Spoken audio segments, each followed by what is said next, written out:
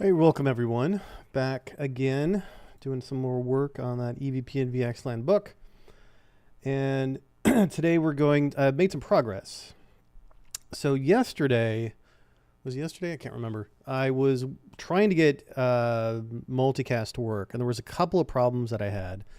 I didn't get it to work yesterday. Back again, doing some more work on EVPN VXLAN. Oh, there we go. So yeah, I didn't get it to work yesterday.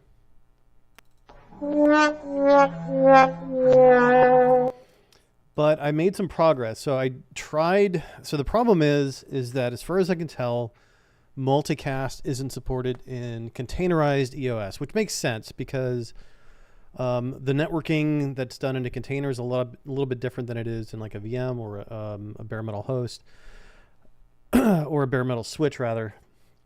I think probably the virtual EOS is a lot closer to what a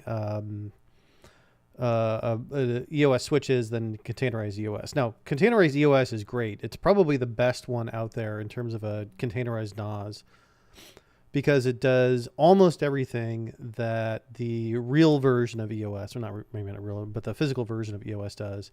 But it doesn't look like multicast is among the capabilities that it currently has. But it appears to work in VEOS. So we're going to work on some scenarios here. Now I've got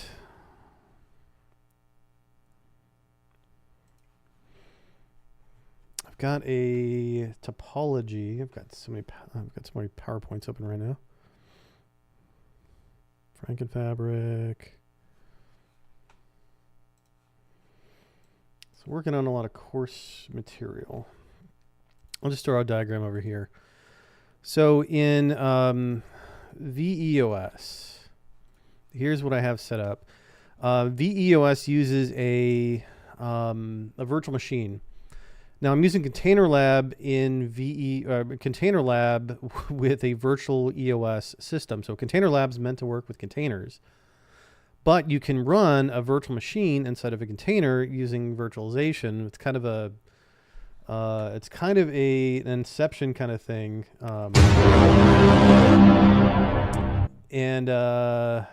So we'll skip the how it works, but it does work. So I've got one spine, and I've got one leaf, or two leaves rather. And then I have, so they're just connected on one. The reason why I don't have that many devices is that virtualization takes up more CPU cycles than containerization, generally speaking. Although I got to say, virtual EOS is not bad compared to the worst is Junos vSwitch. It takes up a ton of memory and it takes up a ton of CPU. The containerized version of the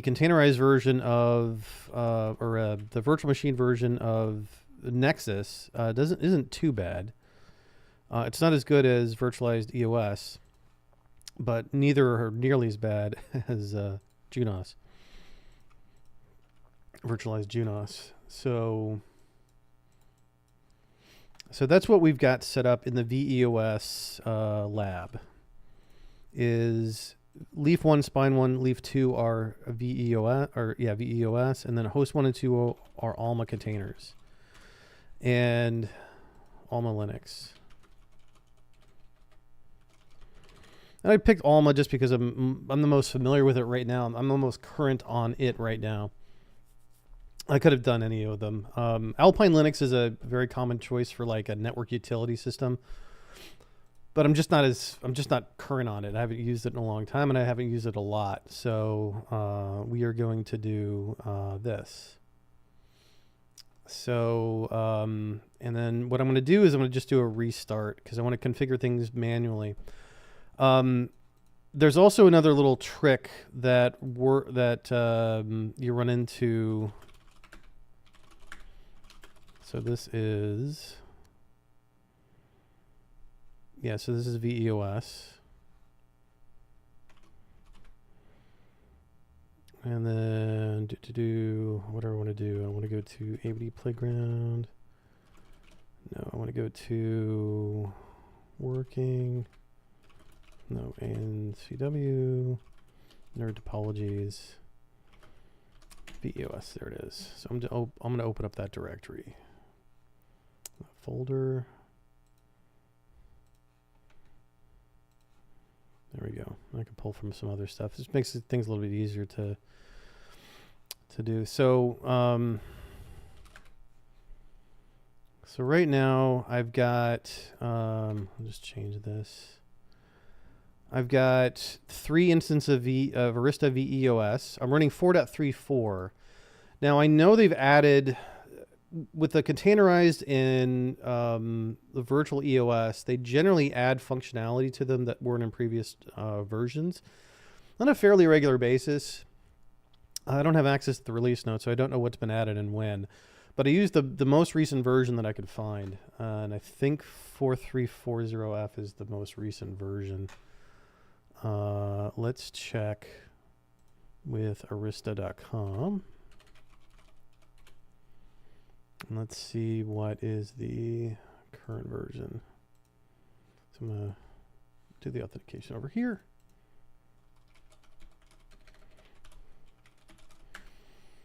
So the free account that you can get with arista.com.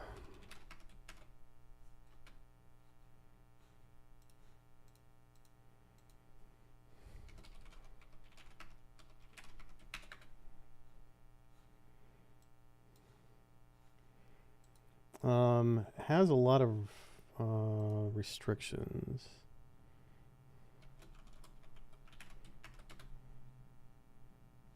Ah, crap, I can't remember my password. Let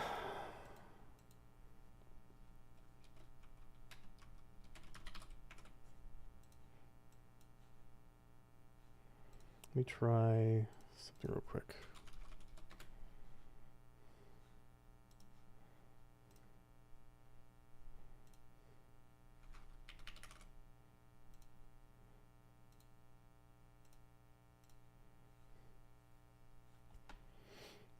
Locked out because I tried too many times. Anyway, we'll just assume that that's the most recent version.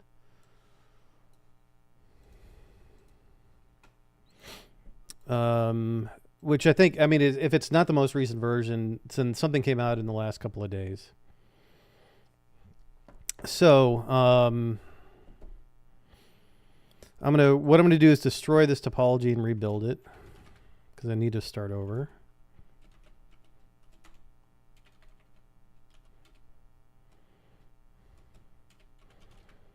So I want to go to, oh, not this one, not this one. I want to go to this one.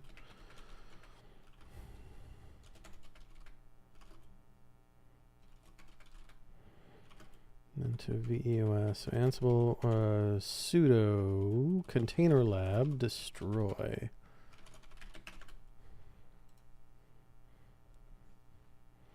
Oh, I should probably do that.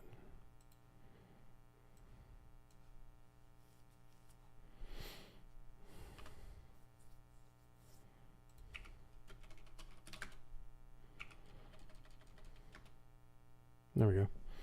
All right, so it destroyed them, and then I'm going to start them up. So we'll do sudo container lab deploy. Now, as far as I know, in virtual EOS, whenever you use a virtual machine instead of a container in Container Lab, the virtual machine is not persistent when you restart everything. So that will cause some problems there, but we're doing automation, so that's not a problem. Although I will be configuring this manually. And then we're going to go from there. The other thing is that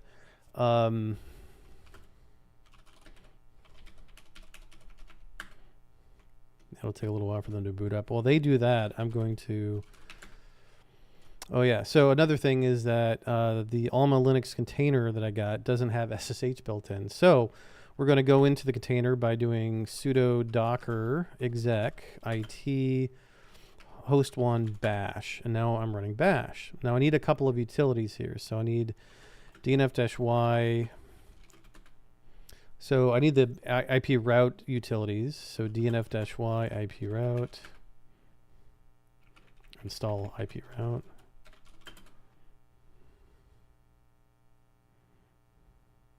So I can configure some IP addresses. So now I've got that. And what I'm going to do is I'm going to do IP address add Ethernet or add 10.1.10.11 on Ethernet 1. So that'll work there. And then what else do I need? I need iPerf. So DNF-Y install iPerf. We're going to use that to test. Oh yeah. So also we need EPEL release. EPEL release is an additional repository for Enterprise Linux. Alma Linux is a derivative of Enterprise Linux. And that has all the fun utilities that we need, like iPerf. We're using iPerf 2, not 3. 3 apparently still doesn't have multicast support. So I'm trying to generate some multicast traffic to try to test things out. And then I'm also going to install Telnet because I like Telnet as a TCP checking engine, just to check stuff. I think there's better tools out there, but I'm kind of old school. So that's host 1. Host 2 will do the same thing. DNF-Y install EPEL release and IP route.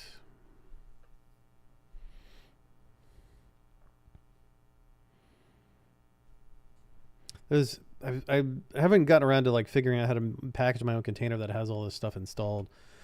So this is not the best method to do this. There's a more efficient way to do it, but this doesn't take very long, so I'm okay. So IP address add 10.1.10.12. We're just putting everything on the same subnet. I'm just going to bridge layer 2 across. In this instance, I'm going to bridge layer 2, 1 VLAN, so VLAN 10, which will be VNI 10,010. It's typically what I use. Dev Ethernet 1. So I'll be able to ping. Be able to ping host 1 and 2 when I'm done doing the configuration, and then I'll also do DNF-Y. Install Telnet just so I have that utility.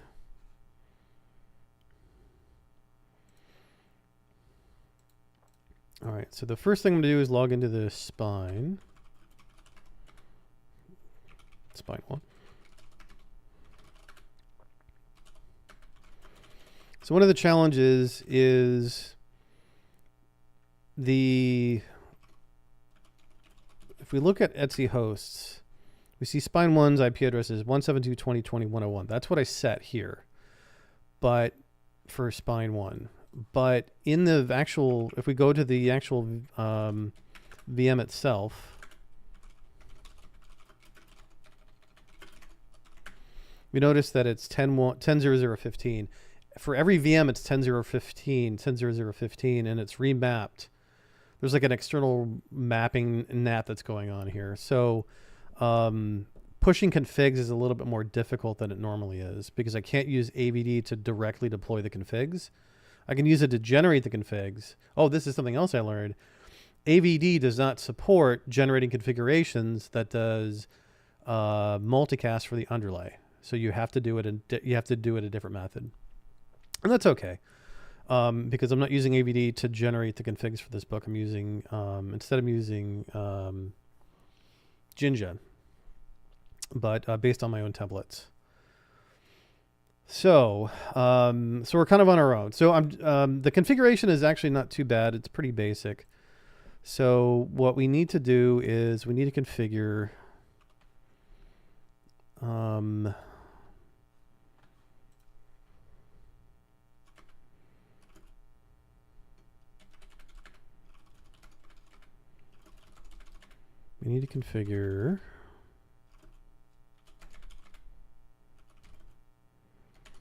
Where are the... Do I have it here? Where did I put them?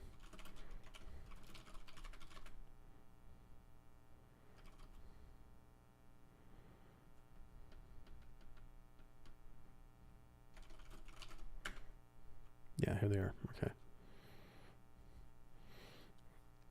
Just a little checklist for me as I'm doing this stuff.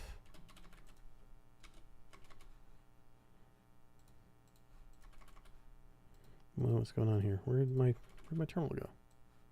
Oh, interesting.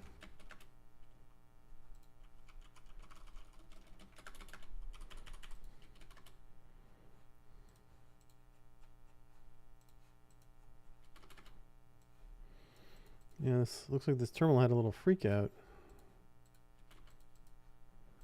Interesting. All right. Let's get rid of that.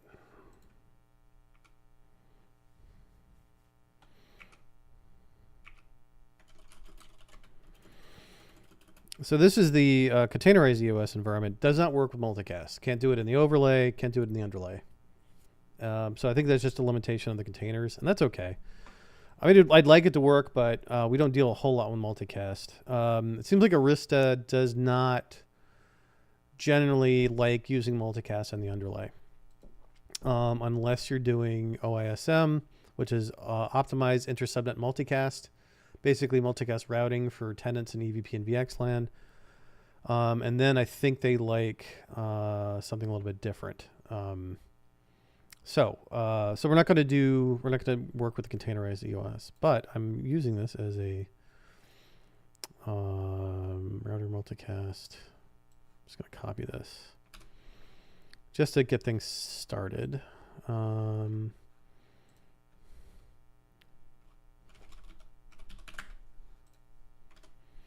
I'm using that as my thing there. What's the SSM? My SSM multicast group.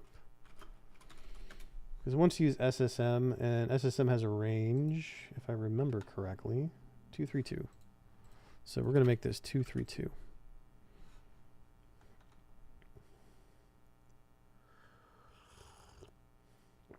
You can change it, I think, but I'm just going to use what it is.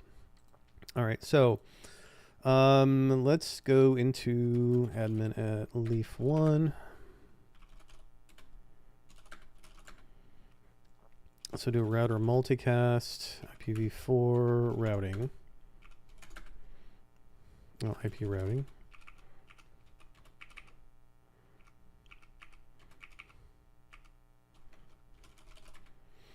And then we configure router PIM sparse mode, IPv4, and then set the rendezvous IP address for that block for the underlay. And we'll do the same thing. Show run section PIM.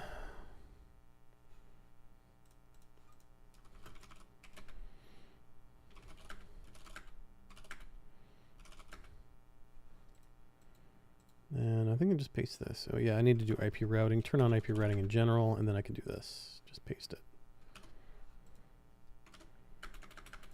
And then on my interfaces, interface E1 is IP address. I'm going to give it a 10150/31.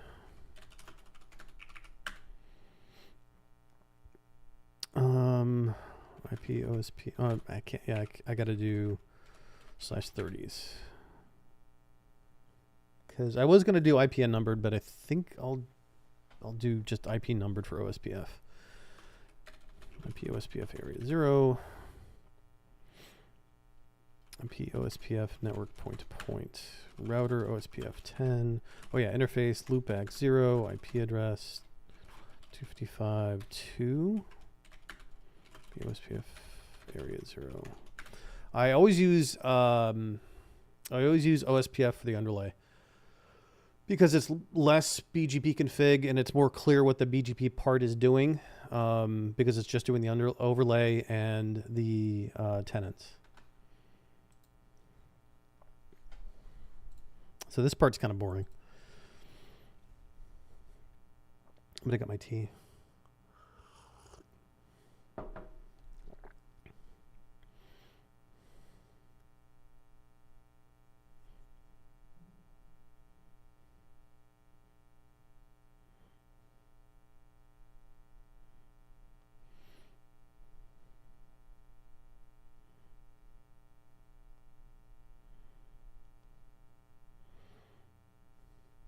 Okay. So I need a loopback interface that I'm using for a VTEP and the overlay, and then also an Ethernet interface. I could do unnumbered, and it works, but I'm just going to do it this way. And there we go. And then next is the same thing on leaf 1. Interface loopback 0. And that'll be IP address 10.1.255.1, OSPF area 0, router OSPF 10, router ID 10.1.255.1. Did I do that one? Router OSPF 10, router ID 10.1.255.2. It's always a good idea to set a router ID. Interface E1, IP address 10.1.5, so it's 0.1.2.3.4.5. Sorry, /30. And IP OSPF area 0, IP OSPF network point to point.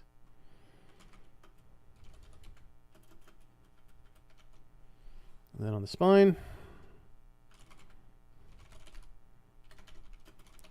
routing, turn this on, and I'm going to do loopback 10, IP address 192.168.109.10, and then interface loopback 0, IP address 192.168.10. Oh yeah, I did. Just 10.1.255.101.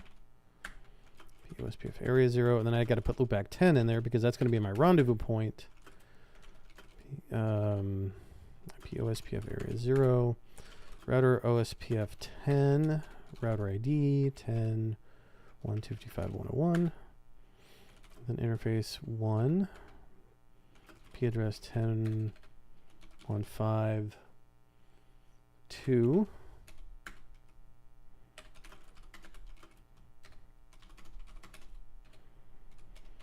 and then the network is point to point. That just means it's not going to elect a designated router or a backup designated router between the two routers. So IP OSPF neighbor. I should start to see something come up in a second if I did this right.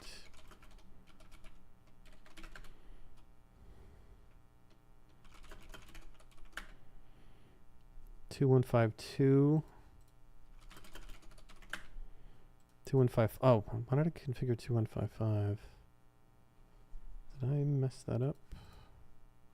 Yeah, I did. I made them backwards. IP address. This is why I don't like doing things manually.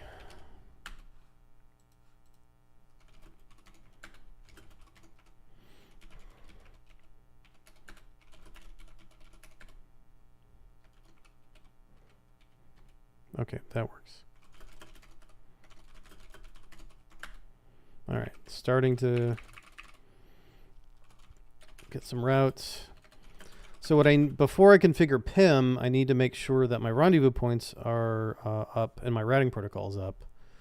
So this is my rendezvous point right here. So I've got a route for that, and then I've got a route for the loopback of that. But I don't have a route for the loopback of leaf 2. So leaf 2 needs some work.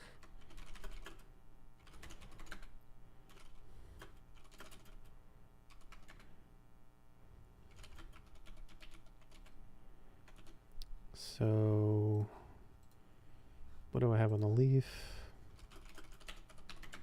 Oh, I didn't configure that interface. So that'd be switch port, IP address 10.156, 10.155. There we go. There we go. So now on leaf 2, show IP route. Oh, wait, no, that's not right.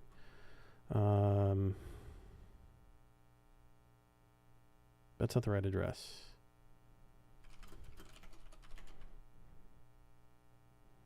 Should be. 10155, and then I should be 10156 on the spine. Oh, yeah, 10156.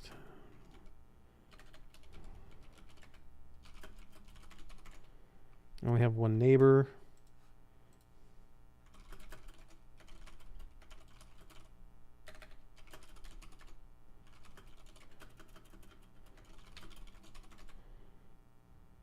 That's all I should have.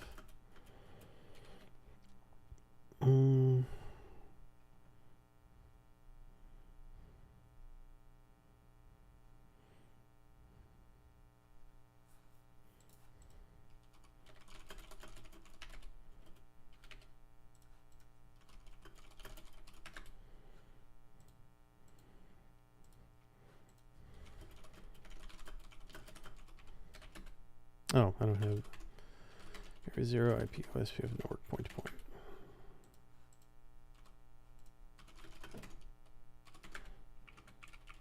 Should start. There it is. Coming up. Show IP route.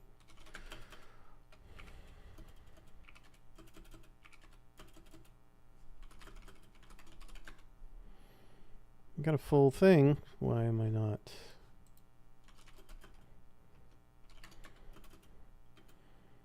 All right, that looks good there. Show IP route. All right, now I've got the routes. So I have the loopback in there, so that's good. And I can configure this. I think it's already there. And then the spine, I configure the same thing. All right, so if I do show IP PIM neighbors, oh, I need to configure PIM on the interfaces. So show interface 1, IP PIM sparse mode. I think that's it. IP PIM sparse mode. And here.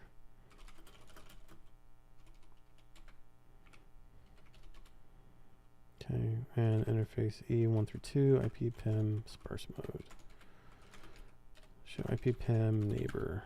Okay, so underlay is configured and we've got routing for both OSPF and PIM. Now we can move on to BGP.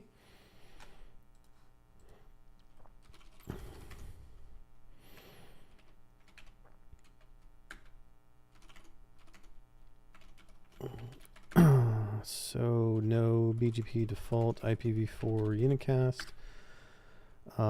Neighbor for underlay peer. Oh no, we're not doing an neighbor EVPN peer group. Neighbor EVPN update source loopback 0. Neighbor EVPN. We got to do eBGP multi-hop. Again, for eBGP, it sets the TTL to 0 or to 1, I think, or 0. I can't remember.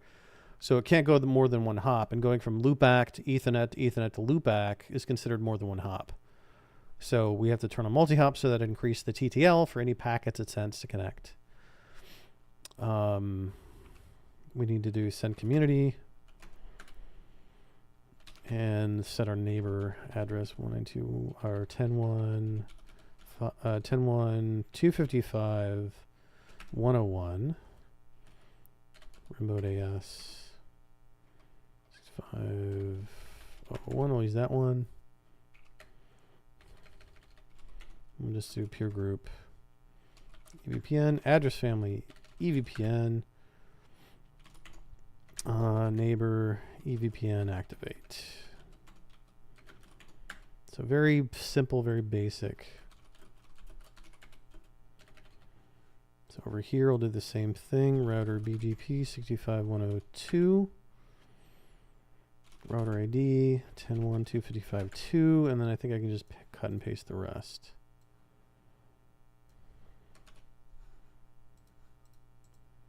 Yep. And on the spine, router BGP 65001, router ID 255.101, and then paste some of it. The neighbor statements are going to be different.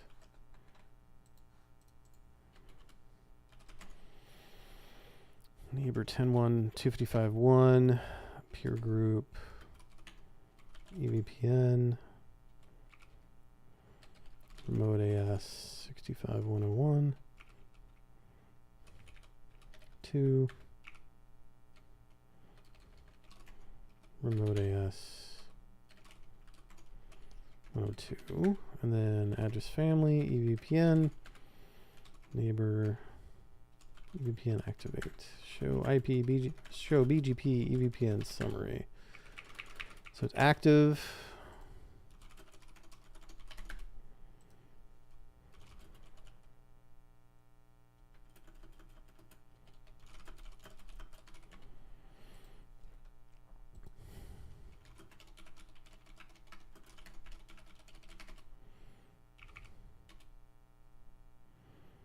Oh, I misspelled. Look at that. I misspelled EVPN. Address family or neighbor EVPN activate.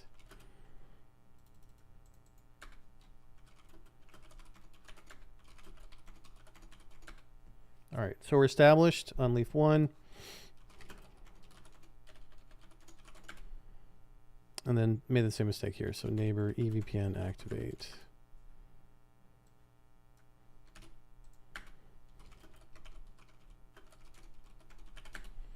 All right, so we're established. Now, so that was the underlay. We did the overlay. The overlay is complete. As long as we've got it established, we can exchange the routes. And now we need to set up the EVPN services. We're just going to do one VLAN. So it's pretty simple there. And these are only going to be done on the leafs. So interface VXLAN 1. VXLAN source interface is loopback 0. VXLAN VLAN 10 VNI 10,010. We'll do VLAN 10. Put it in the VLAN database. Interface E2 switch port mode access switch port access VLAN 10. And then router BGP. We need the control plane. Do VLAN 10 RD auto route target. EVPN, both EVP export, yeah, 10,010, 10,010, and then redistribute learned. So that's, we learn a MAC address, we create a type 2 route. Okay, that should be sufficient there. And then, so VLAN 10 puts in the VLAN database, interface E2, switch port mode access, switch port VLAN 10, interface VXLAN 1, VXLAN source, loopback 0, VXLAN VLAN 10, VNI 10,010, and then router BGP, VLAN 10, RD auto, route target, EVPN, both 10,010, 10,010. Redistribute learned. So that should be good there. And so if I go into host 2 and I ping host 1, it should work. There it is. So now I also should see a couple of things. If I do show BGP EVPN route type, MAC IP, I see both MAC addresses. Oh, is there a way to change MAC address?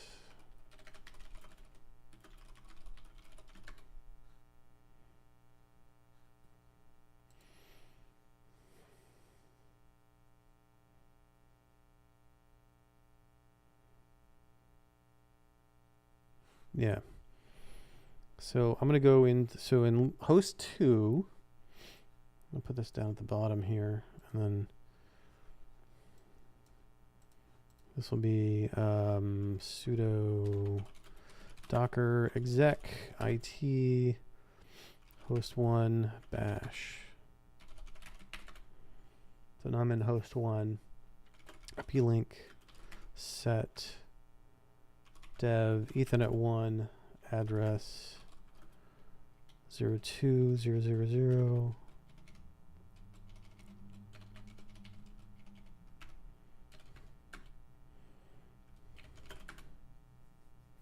All right, so I set the MAC address. The 02, if you put 02 in front of a MAC address, that just lets everyone know that this is a locally administered MAC address. It's not going to be burned into any chip anywhere. So I like to use that for my virtual MAC addresses. Then, what was the command I used? Copy. 2. All right. 10.1, 10.11. So that should trigger the new MAC learning. So on the spines, I should see, yep, so when you see a new set, these will get withdrawn when the MAC address expires out of the MAC table. All right, so now we're ready to try different types of configuration. So it didn't work in CEOS, and now we're going to have it work in VEOS. This is all done on the Leaf. So interface VXLAN 1. One of the questions I had, and this guy named Carl from Arista helped answer it for me. Or actually, he answered it for me, period.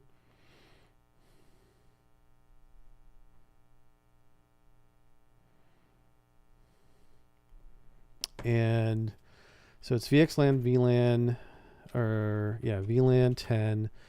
And then there's two options. So multicast group, and we can say an address, or it's flood group, and we can say an address. And I didn't know which was which because the publicly available documentation didn't say so.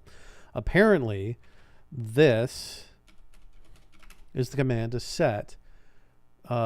Replaces head-end replication. And so Carl showed me how you can tell. He showed me a document that showed the how you can tell. Interface VXLAN 1. I need to do this on both sides, of course. And that will be VXLAN VLAN 10 flood group 2320010.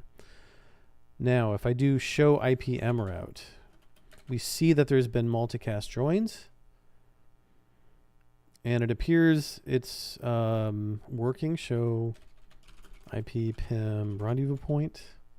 The rendezvous point's working, as far as I can tell. And so let's try some BOM traffic.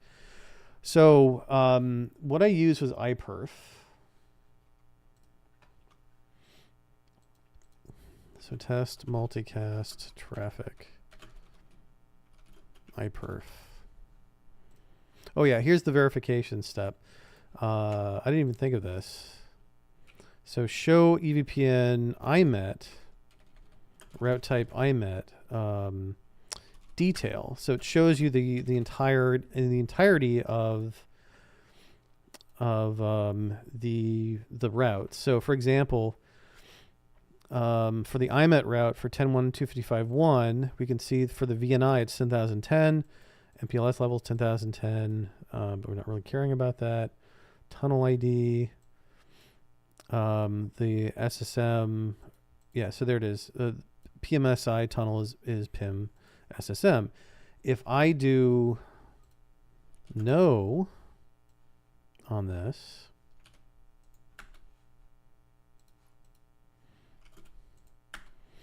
and I do the same command again, you can see it says ingress replication. So I believe that's enough to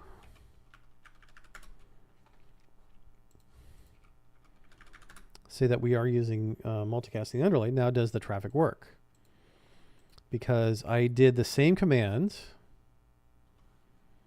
and this is containerized EOS here. So show IP, show BGP, EVPN, route type, IMET, detail. And for VLAN 10, it was also, or 1010, it was also PIM SSM. But it wasn't, the traffic wasn't flowing. All right, so I need, I was using this. And what I was, one of the ways I was testing was by checking the multicast traffic. So if I do show, so clear counter, watch one, show interface counters. So it's looking for the multicast packets in and out of the spine. So Ethernet 1 goes to leaf 1, Ethernet 2 goes to leaf 2.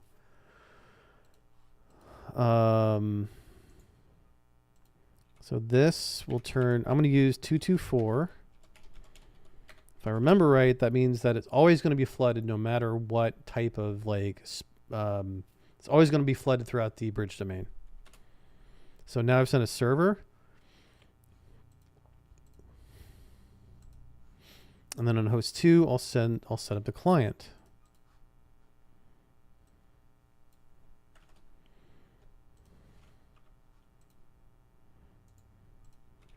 But we got to make sure we connect to the same address. It was 244.10, 224. Yeah, there we go. Oh, did I not install iperf? DNF-y install iperf.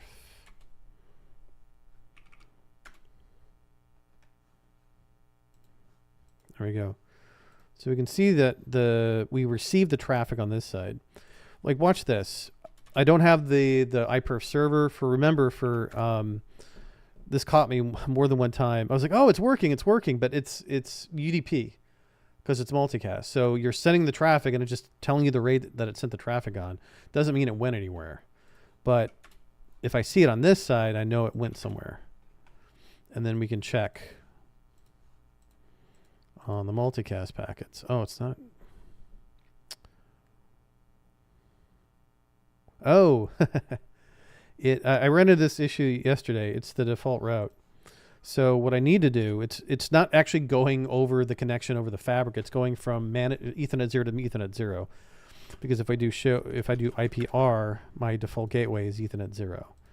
So this is why we check. So I'm going to put in a more specific route. So IP, is it 224? Multicast space 224 slash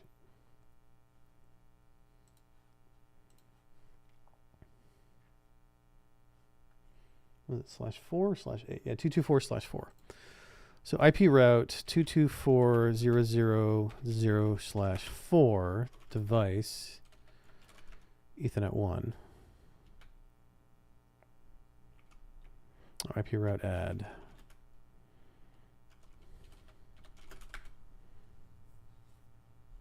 So it just sends it out Ethernet 1. I'll do the same thing here. So IP route add 224.0.0.0/4. And we're going to send it out to byte Ethernet 1. Now, start my server. Start my client. Oh, it's not making it.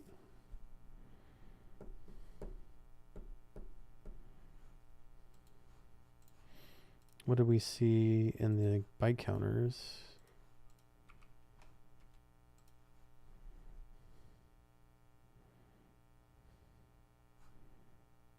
It's still going. Looks like it's still sending it over there. Oh, wait. No.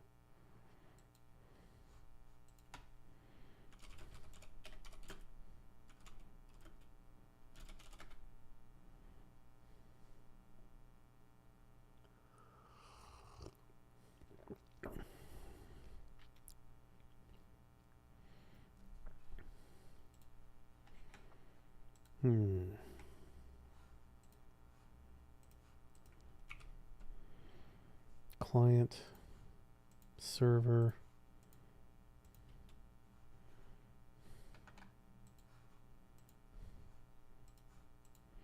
Yeah, we didn't see any of the traffic.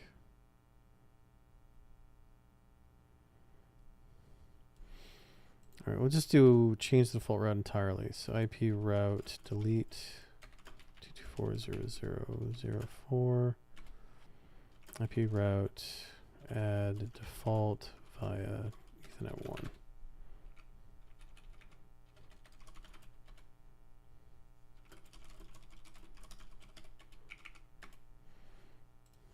I don't think this is the problem.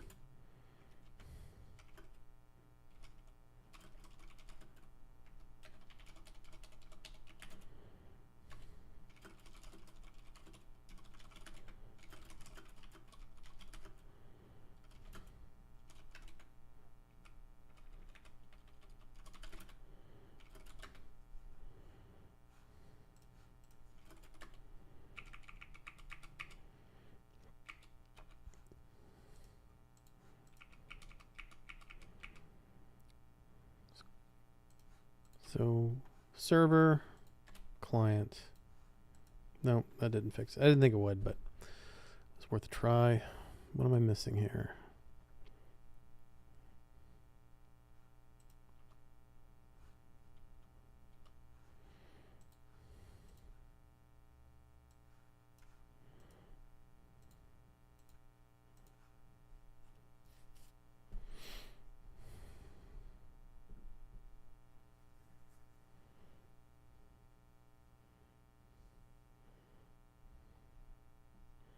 So I need a query address.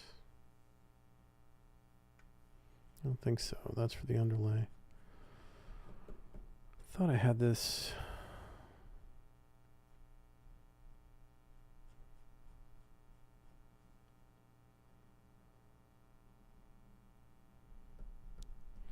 So multicast group is still does head-end replication, but it sets up, it maps multicast and the overlay to multicast and the underlay.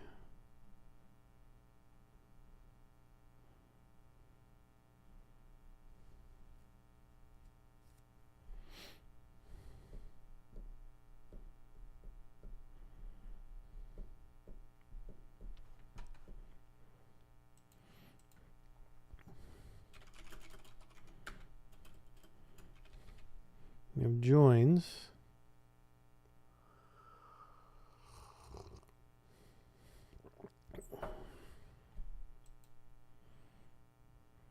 Ethernet 3 and 4. Oh yeah. Wrong devices.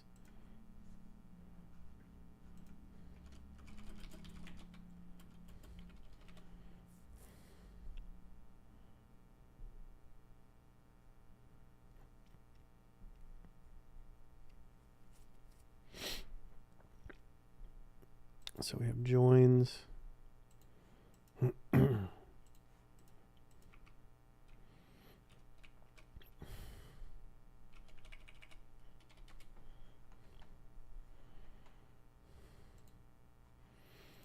Sending the traffic.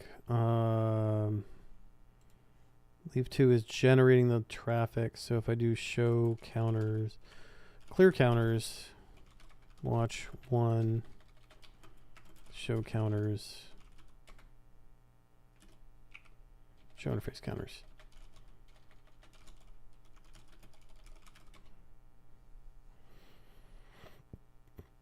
It's definitely getting the multicast packets in.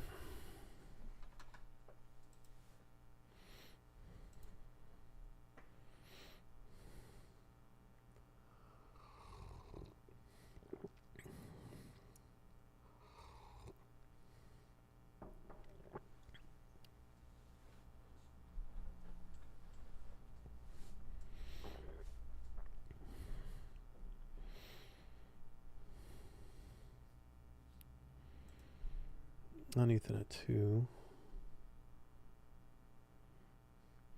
But it should be sending them out on Ethernet 1. And it's not. All right, double check my configs.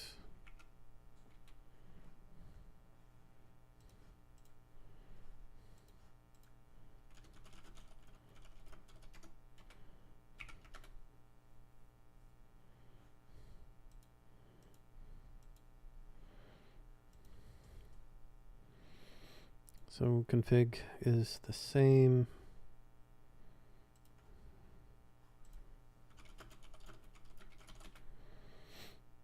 PIM sparse mode.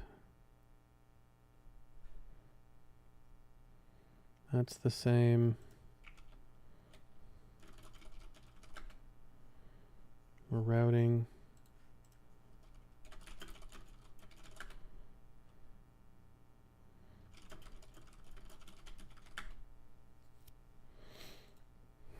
Gosh darn it, it was working.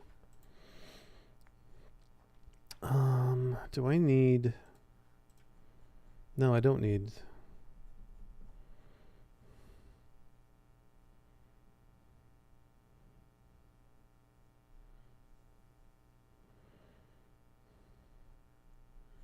Don't need a querier.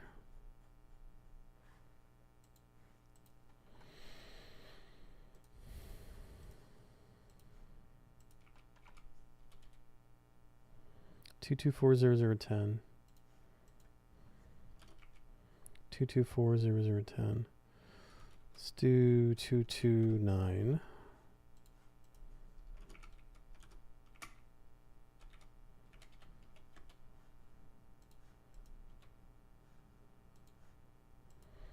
It's still not working.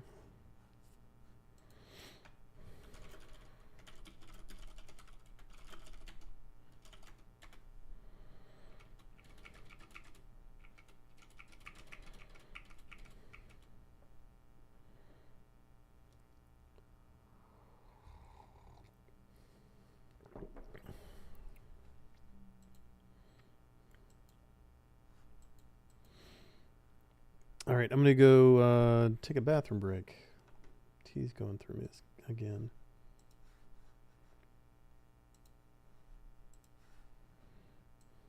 Be right back.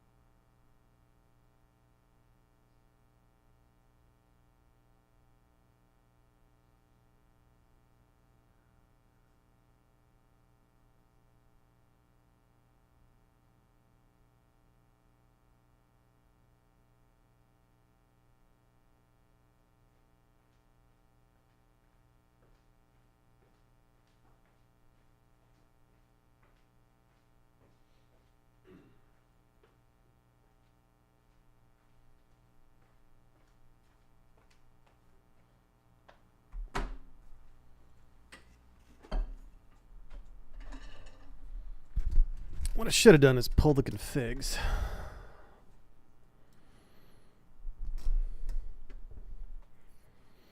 Now I did have AVD create some configs. So maybe there's something I missed in there. So the reason why I'm doing this is if I got it working, then I need to be able to make sure I can repeat that work. Or else that'll be embarrassing.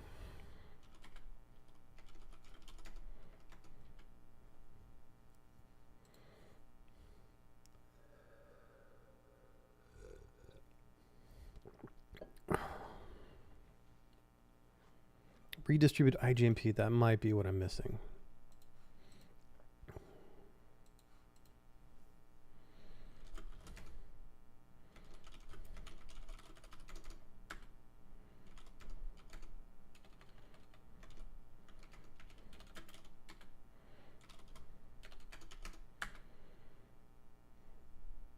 that might be what I'm missing. We'll see.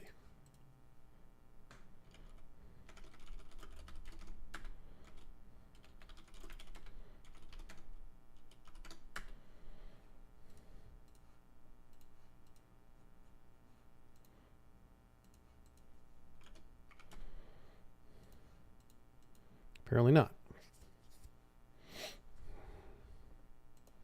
Oh, let's do 224 again. Make sure we're flooded out into the entire. So no intelligent. Okay, nope, that didn't work.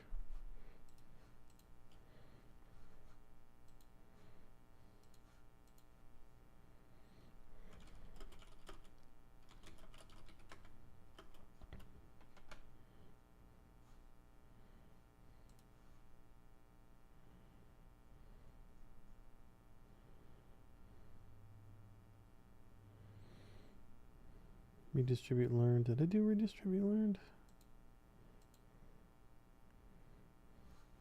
4 lines. 4 lines. Yeah, I don't need this part here. That's not a VLAN aware bundle.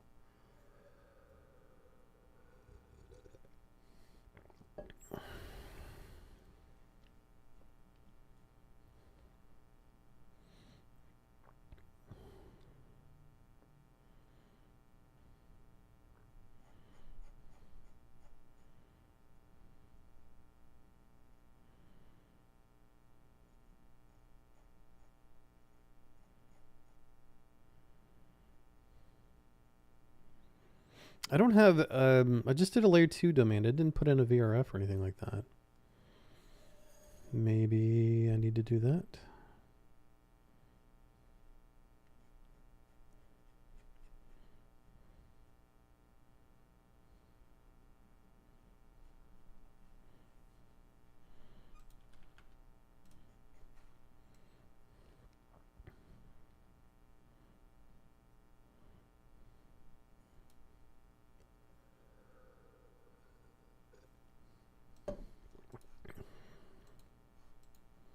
Two two four zero zero 10.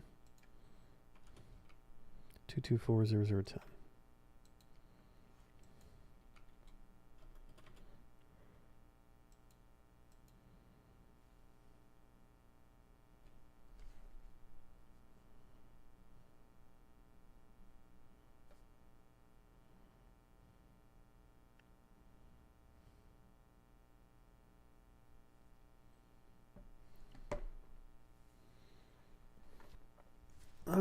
What is going on?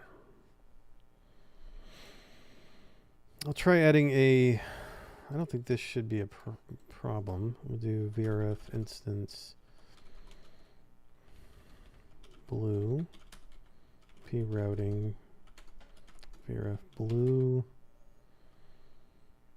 router BGP, VRF blue, RD. 41, 10,000, route target, import EVPN, export, distribute connected. I was trying to just flood multicast through the layer 2 domain by doing 224. Should have flooded it throughout the layer 2 domain. Well, let's try it before I finish this.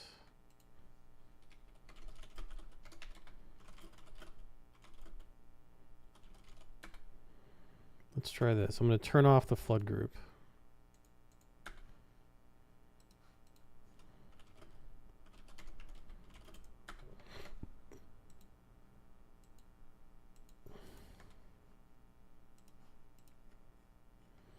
No, that's not working either.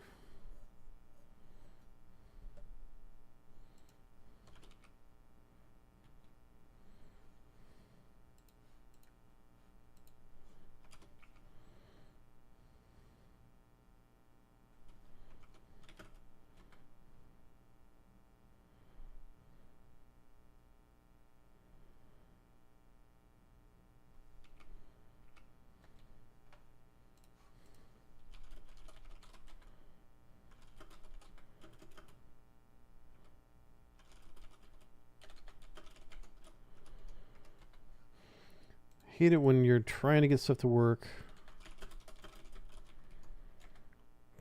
and you're regressing.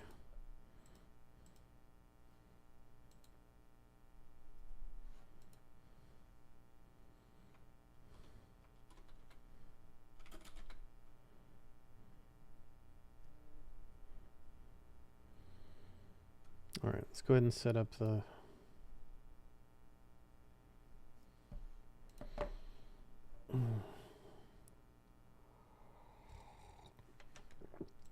finish setting up the this here. So router, VXLAN, VNI, VRF 10,000 or VRF blue, VNI 10,000. Interface VLAN 10. Oh, I need a virtual address here.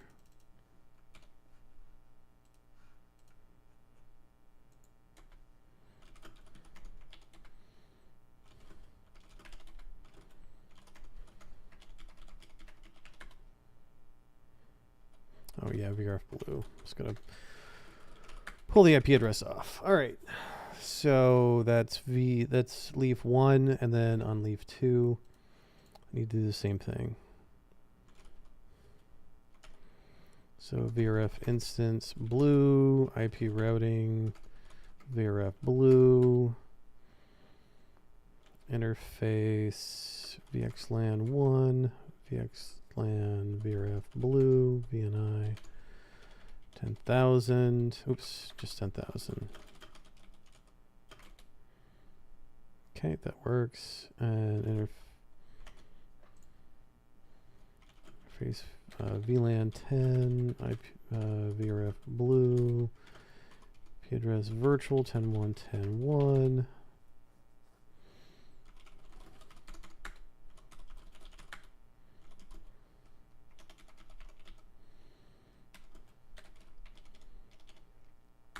One of the confusing parts about BGP is the difference between a route distinguisher and a route target. A distinguisher just lets you know where the route came from. So every route that's generated from every device is going to be unique, not only from VRF but also from device, because you don't want to you want to know if a route came from leaf 1 or if it came from leaf 2 or whatever.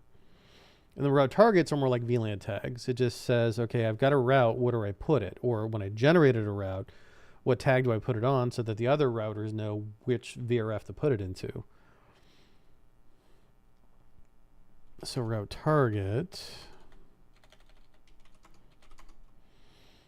import EVPN 10,000, 10,000, export.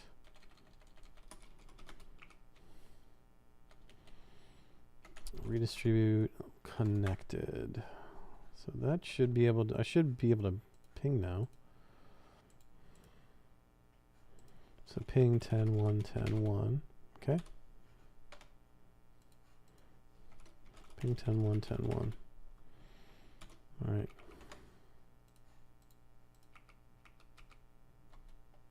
Two, 2, 4.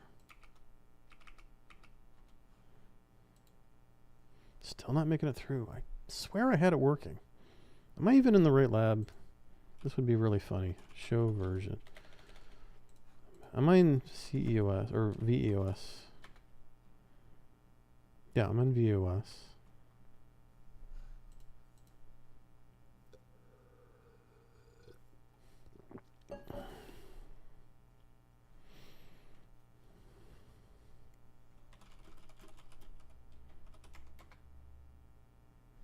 All right, should be set up for, I should be able to pass the traffic now.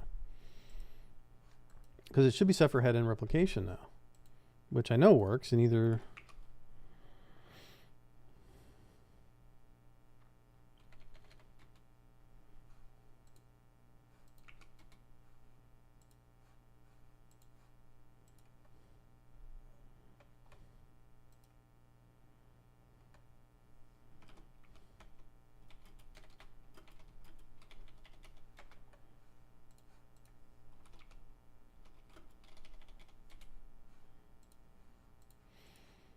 Nope.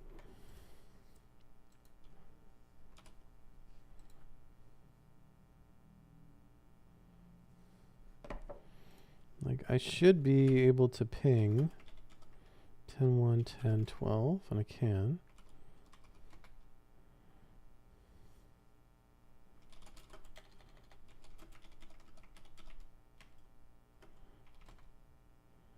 Okay.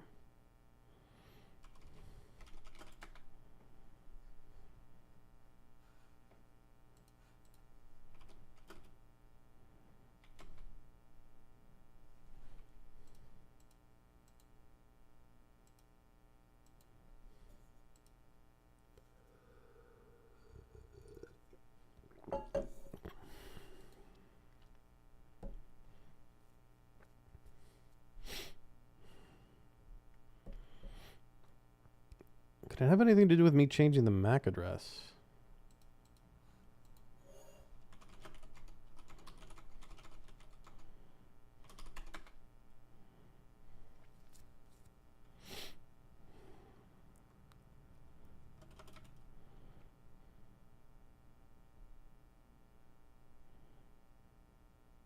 No, I don't think so.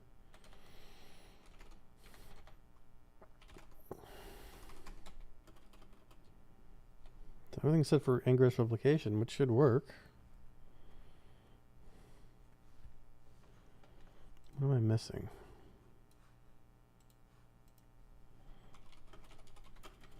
All right, double check everything.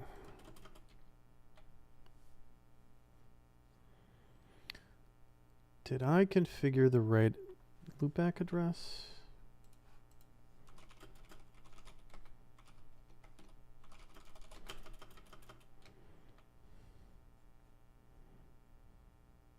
Yeah, I did.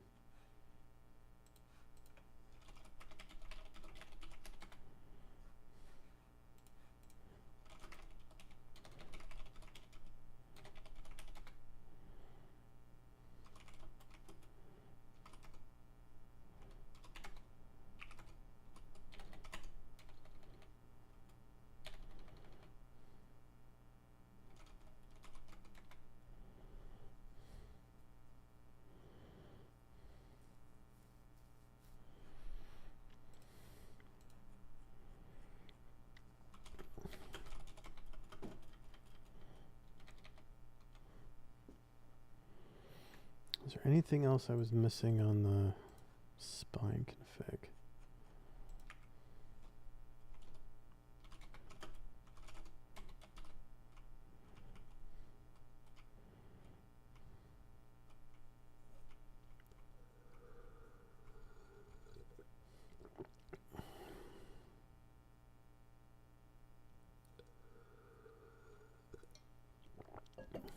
Did I need next hop on changed? Did it matter?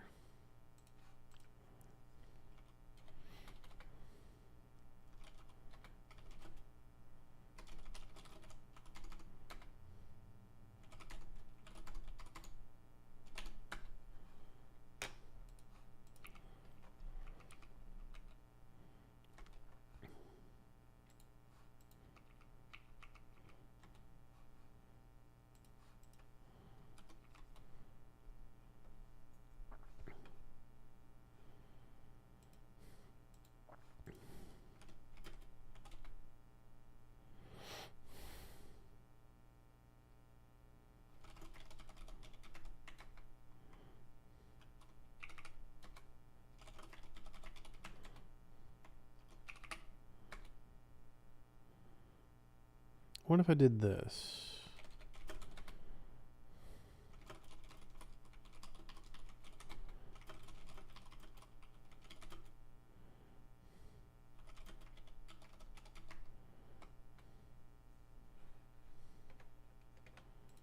I don't think this will make any difference either.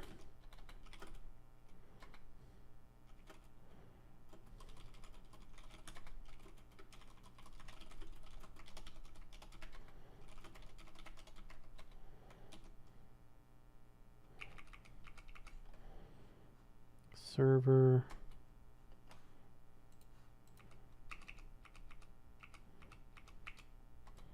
Client.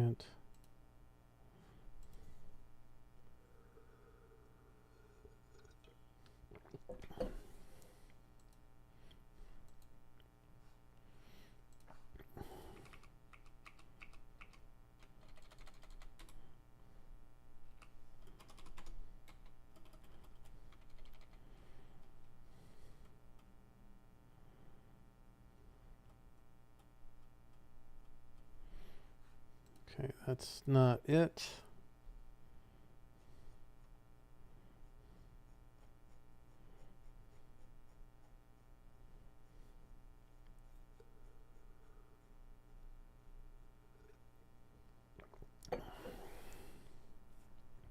Could have sworn I had this working early today.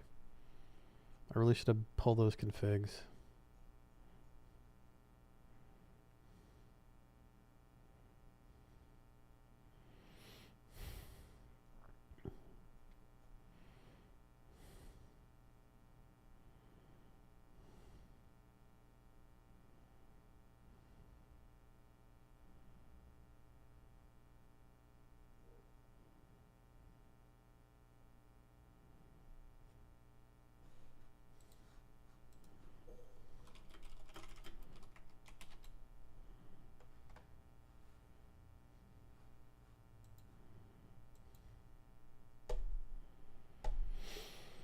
All right, what I could do is I can push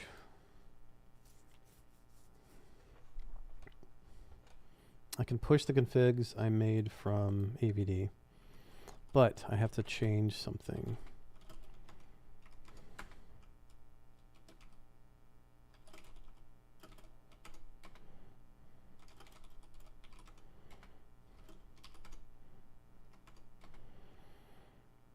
This is a problem I ran into earlier. So 1, it's management 1.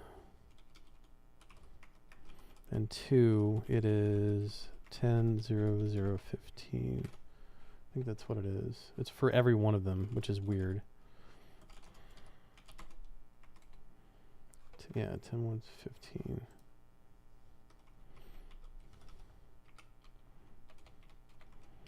Even for leaf 2, it's the same one, and for spine 1. It's 1. 10.0.0.15. And spine 1.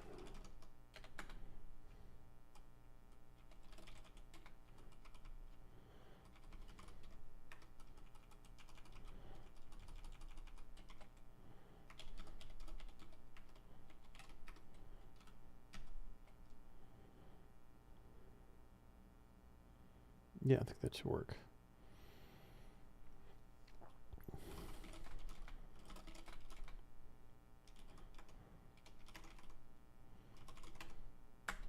Deploy fabric.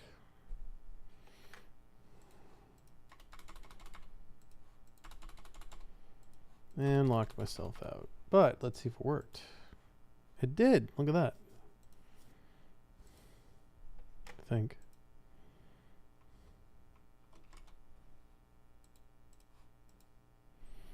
So now it's working. So what was the freaking difference? Oh, I hate it when that happens. Okay, so what I have to do now, let's go in and recover them. It's a kind of a weird thing to do them. So what I'll do is docker exec it spine 1 bash or sudo, and then telnet localhost 5000, and that gets me to the console here.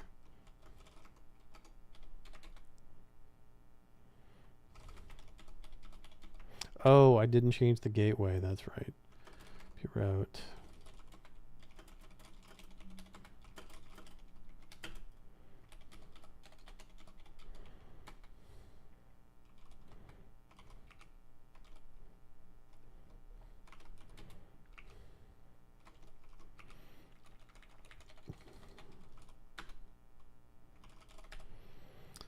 Telnet localhost 5000.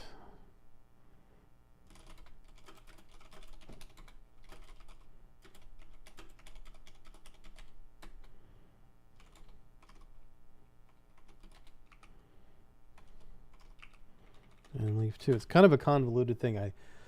execute bash on leaf 1, which is running a container that runs a virtual machine. And then I telnet to localhost on port 5000, which connects to the console.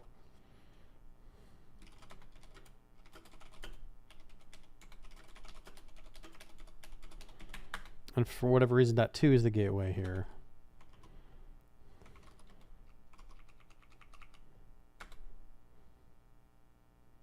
That should have worked.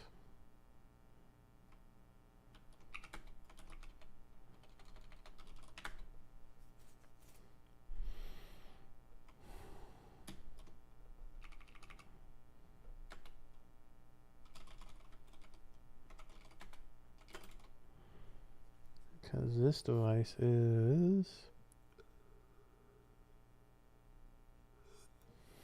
Nope.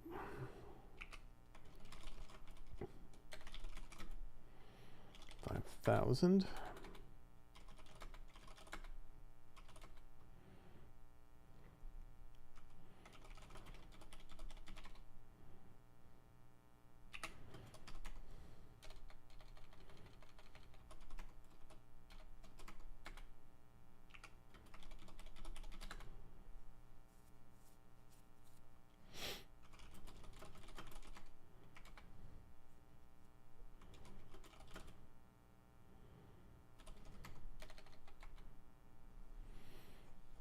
Where's the management config?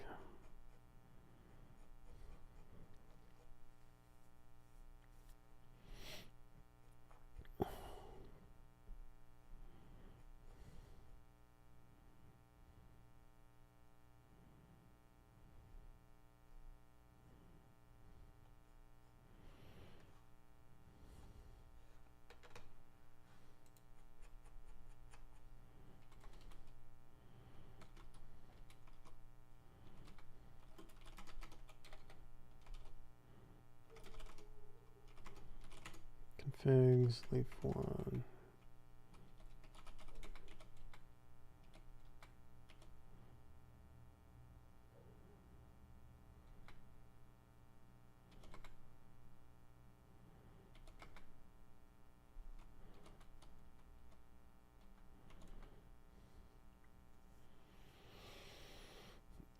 Oh, what is the...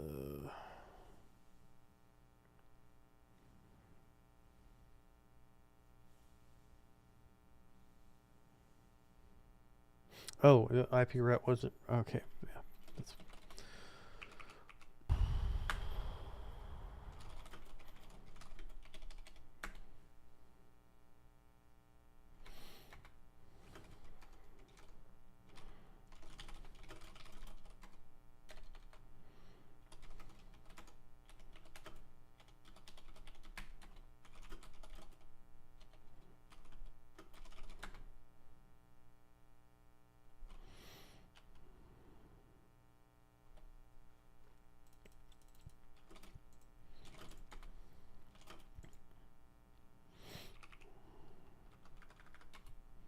Nope, not that. It was this.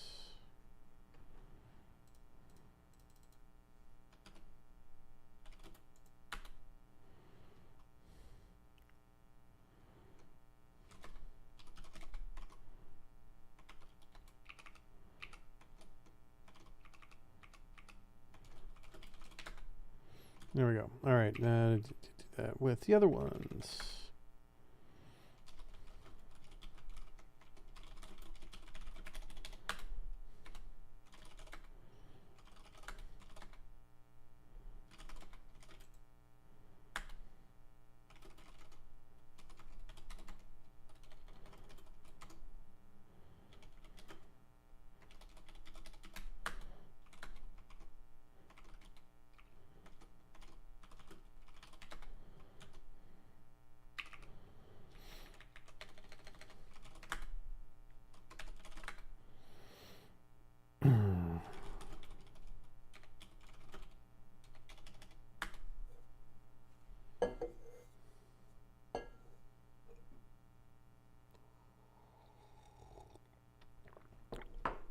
It's layers within layers here. I've got container labception going on.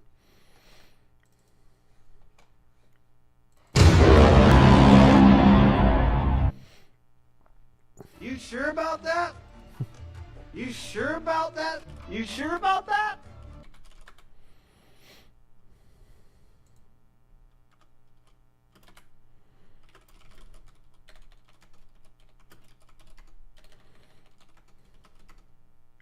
It's a weird setup. So it's a VM running instead of a container running instead of Docker, which is weird, but it kind of works. All right, back to functioning. So if I go to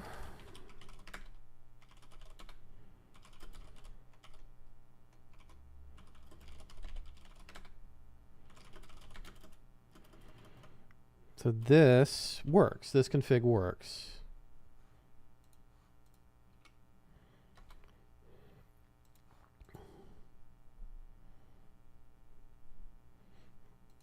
Now,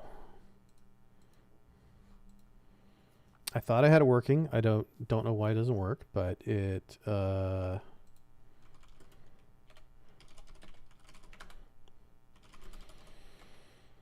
if I do show BGP EVPN route type IMET detail, it's all ingress replication all the way down. So I'm going to do the change again.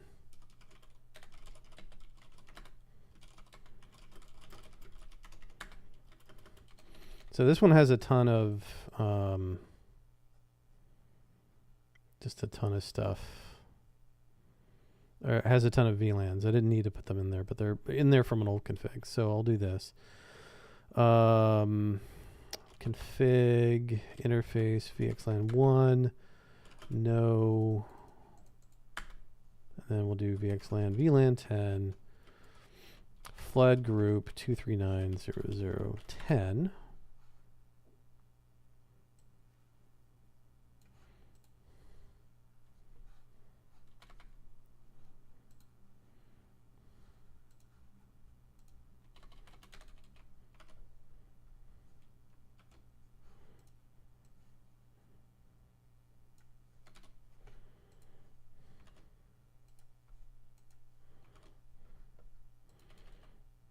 I'll just put these commands in here.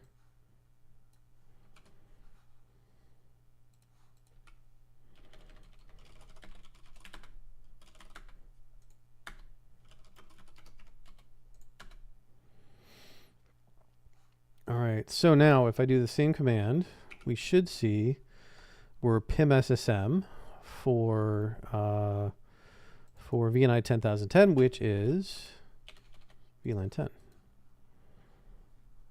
So that's 10,010 there.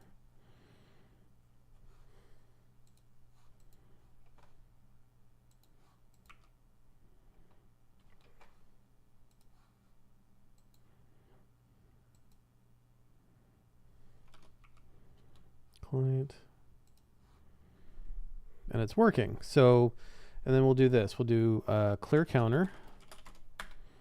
Watch one show interface counters. So the multicast is coming in from Ethernet 2, which is source from leaf 2, and out. So that is working. So we are using multicast in the underlay. Jesus, that took like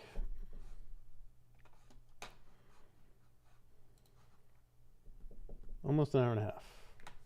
I got to get better at this.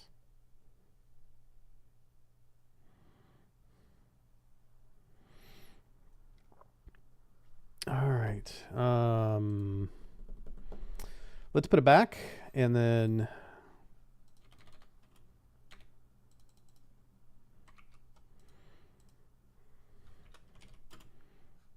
we'll watch the counters go unicast. Just to verify. Again, we'll verify the data plane and control plane.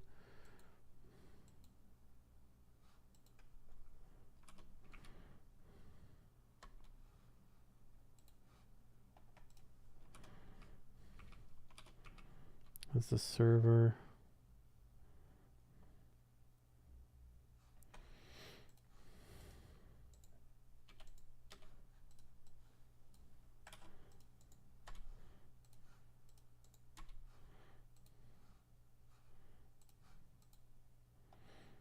Still working, I think. Server, client.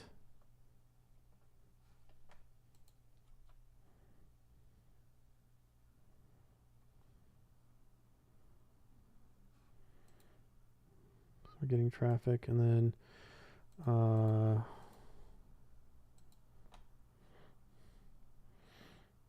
it's the unicast packets that are clear counters. Yeah, it's unicast packets. Okay, so I think we can say definitively that that config works. So why did that config work and mine didn't?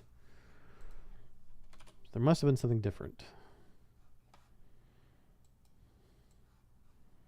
So what the heck?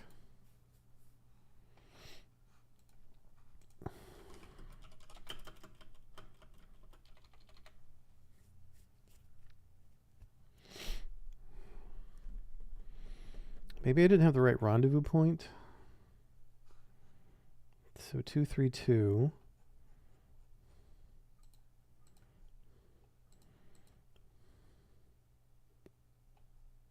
I was using 232. Let's change.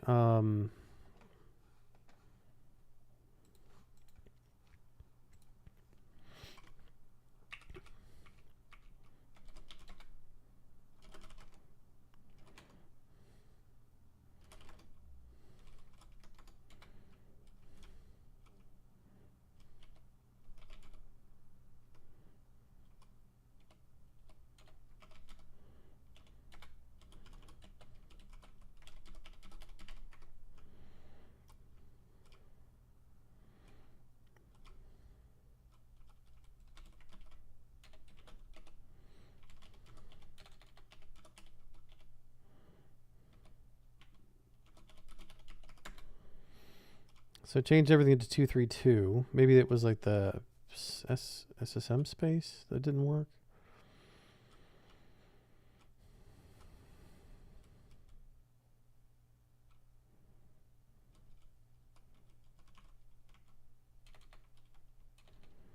Yeah, that doesn't matter. Those are different VLANs. Okay, leaf 2.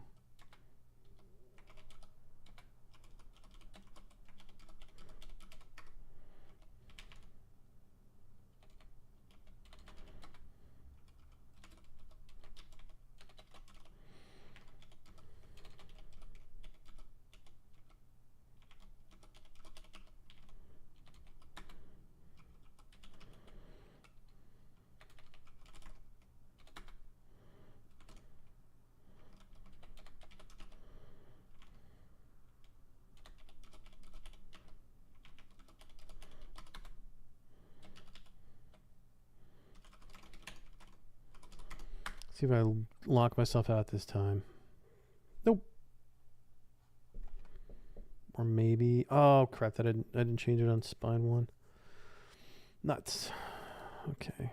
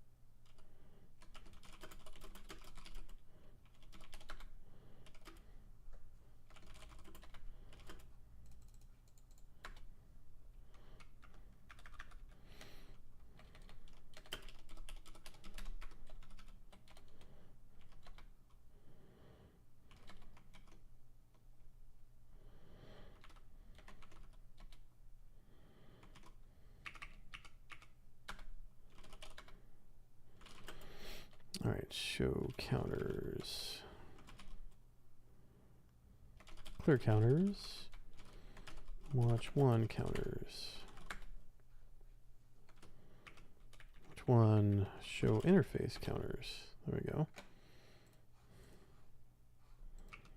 Client. Server. Getting traffic. Okay, it's unicast right now. So let's change it over.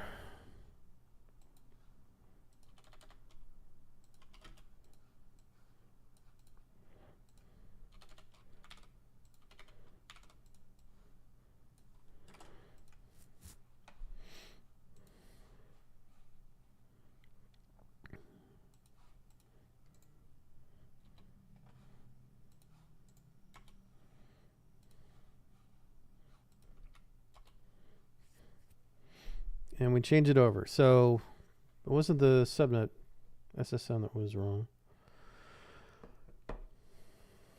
So at least we know we do have a working config. But again, what in the heck did I do wrong?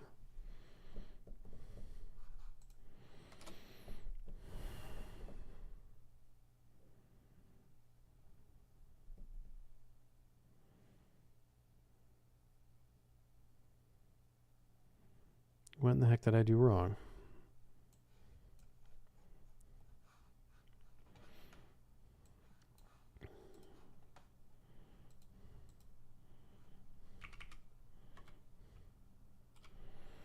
It's the multicast. I didn't do anything different on the multicast part.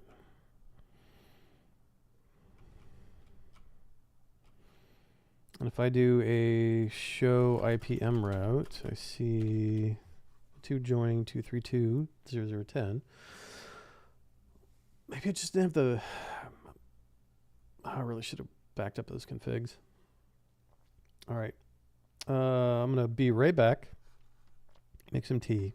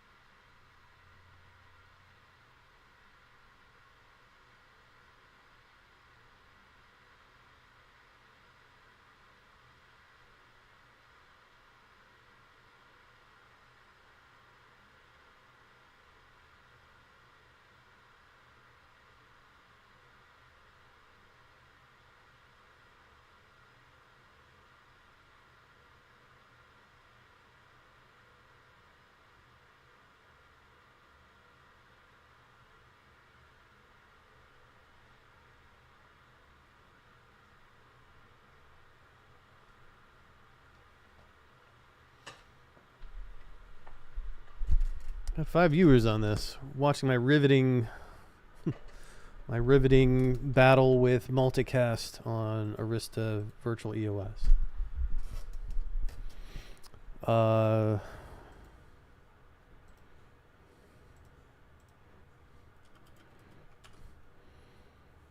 So in this environment,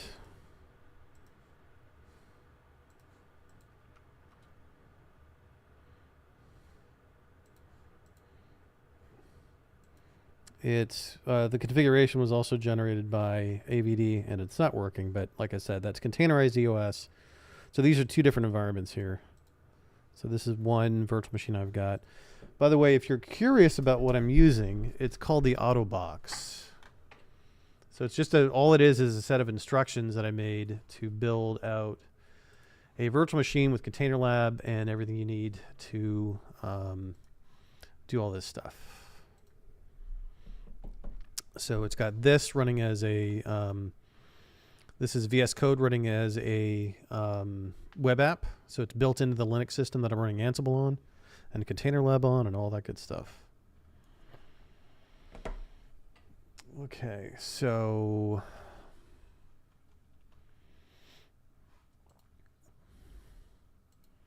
I have a config that I know will work. I'm going to have to start this over again. Maybe I just missed something. So I do have a config that I can put on here that'll make it work in about 3 seconds. So I'm going to destroy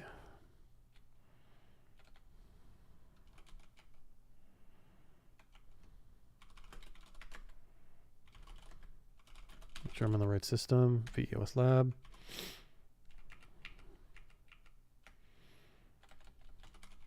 So this is going to take down all those VMs, basically starting from scratch.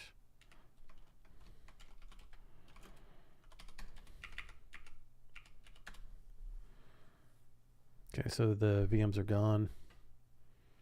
I'll be right back. Get my tea.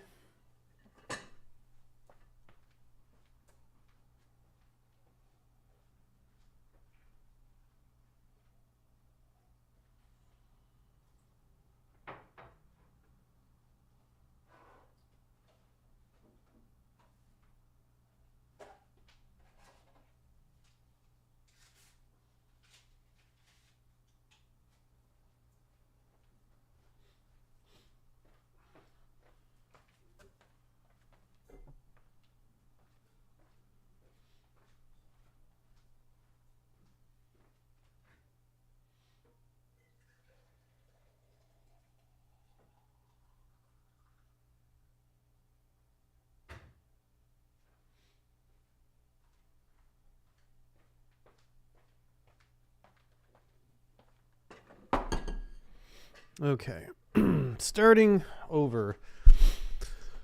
I don't believe I understand the technology unless I can recreate it. So I wasn't able to recreate it, but AVD did. So at least I know it works in this environment. So what in the heck was I doing wrong? All right, so let's go ahead and start over. So we're going to deploy. And it's going to take the VMs a little while to start up, so we're going to start with the hosts. So sudo docker exec it host1 bash. And so it's dnf-y install IP route. Because otherwise I can't change or set IP addresses. And then IP, you can see that there. Then we do IP dnf-y install iperf. Oh yeah, dnf-y install Apple release. That's the repo that's got all this extra stuff on it. And we'll install iperf. That's all we need. And change the IP address, or yeah, add the IP address.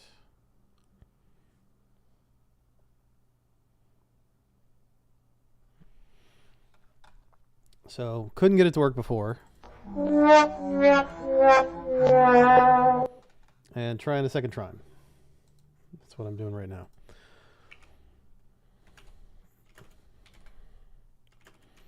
So IP address add 10.1.10.11 device Ethernet 1 and IP route default, delete default. IP route add default via 10.1.10.1. Okay, that looks good.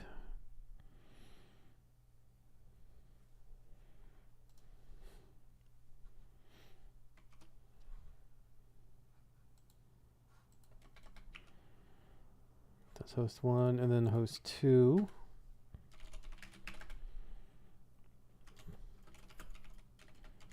Install IP route, Apple release, and iPerf.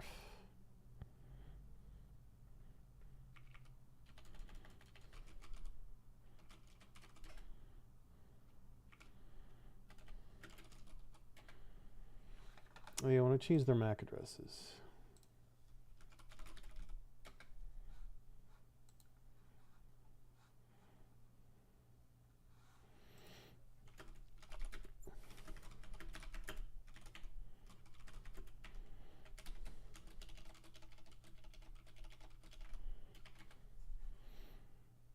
So that should change the MAC address.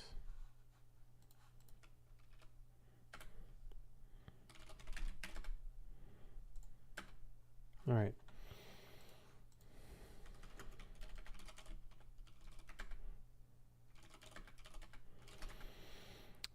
Interface E1. Oh yeah, interface loopback 0. IP address 10.1.255.1. POSPF area 0. Interface Ethernet 1. IP address. I'll just do unnumbered loopback 0. No switch port. IP address or IP OSPF area 0. IP OSPF network point to point.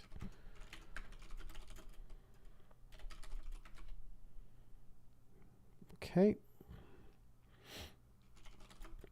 IP routing. IP OSPF. Router OSPF 10. Router ID 10.1.255.1. That should be enough. And I'll just put this stuff in here.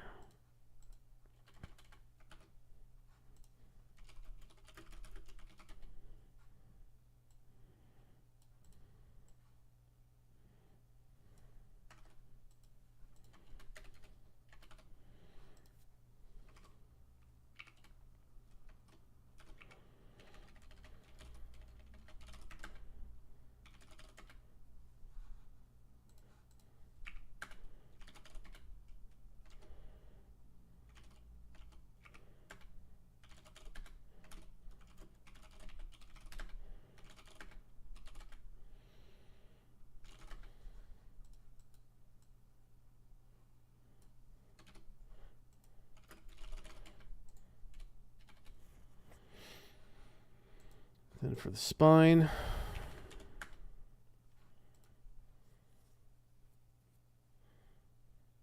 oh yeah, I need to set a loopback for leaf 2, back 0, IP address 10.1.255.2.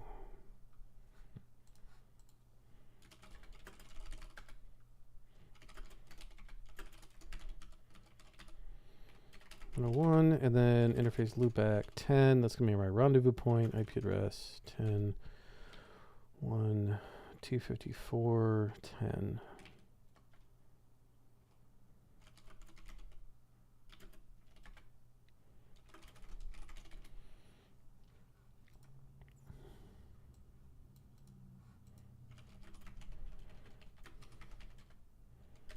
Switch port.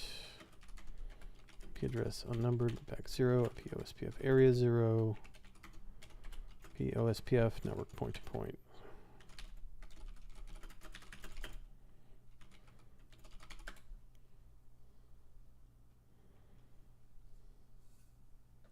So if I set that right, we should be seeing some neighbors in a second here. Pour myself some tea.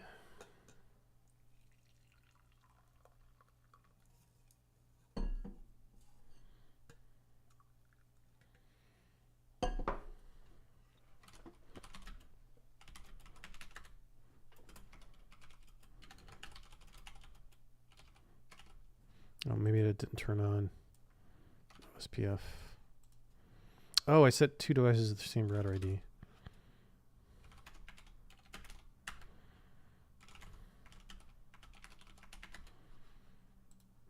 definitely cause problems.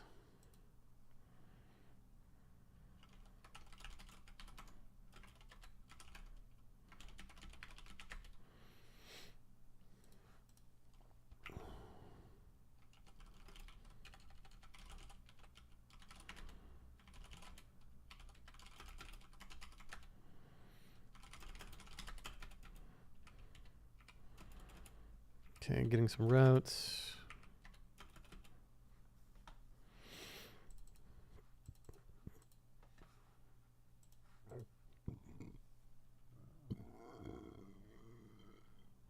That's a burp.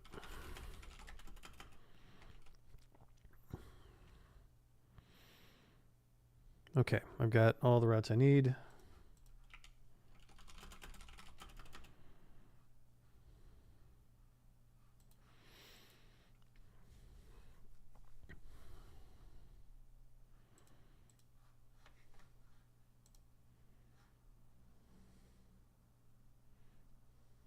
Two, 3, 2. All right, let's do the multicast underlay.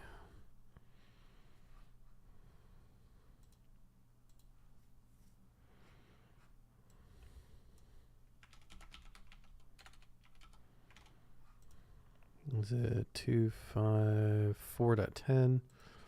So that's a rendezvous point. Can I ping? I have to be able to ping that.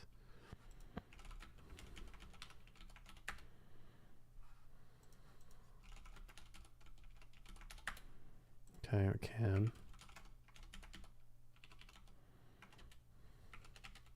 Okay. Okay, we're set there.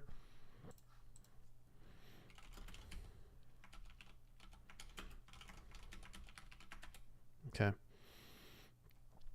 Now I can do this on the leaves.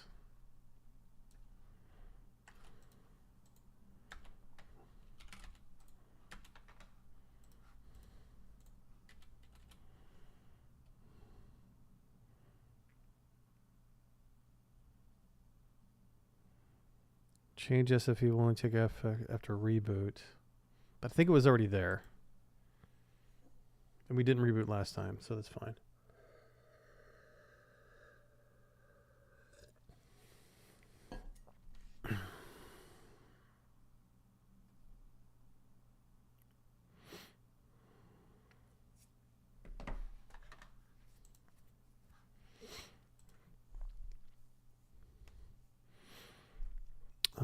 And then I need to configure the interfaces E1, IPv4, PIM, or PIM, IPv4, sparse mode.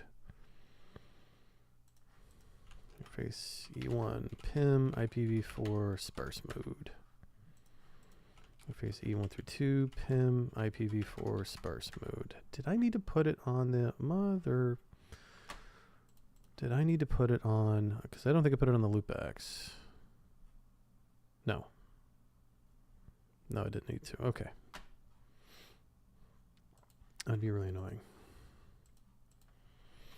Show IP, PIM neighbor. Oh, I need to turn on. I thought I did.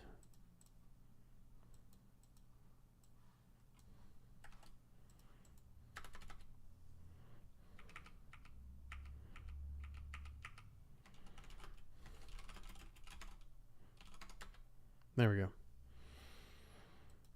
Name. All right, so underlay, as far as I can tell, is complete. Wish there was a good way to test this.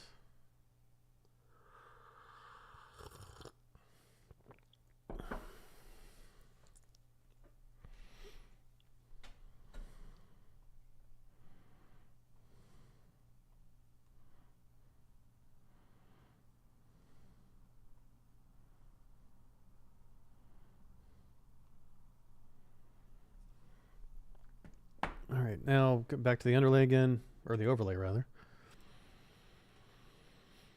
So router BGP 65101, router ID. No IPv4, no BGP.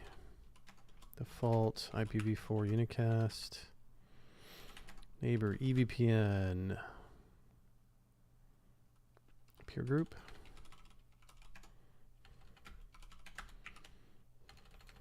Update source loopback 0. Multi-hop, and I needed send communities.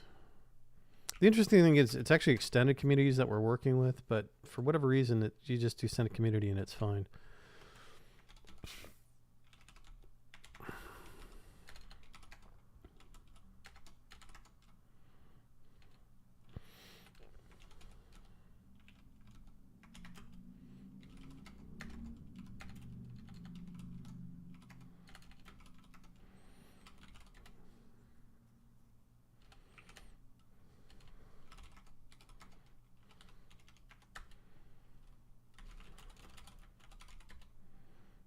Okay, that works there.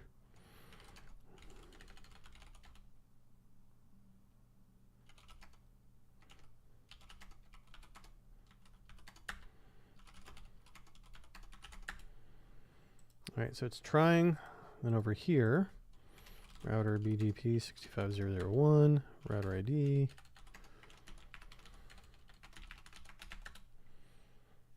I can just copy and paste this.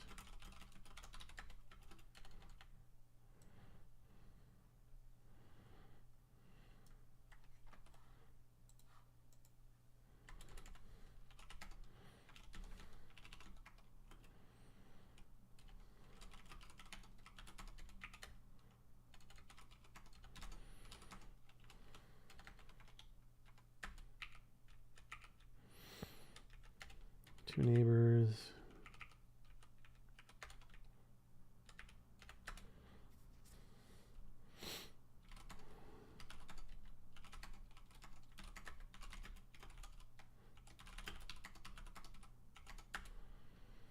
All right, works on leaf 1. Let's go to leaf 2.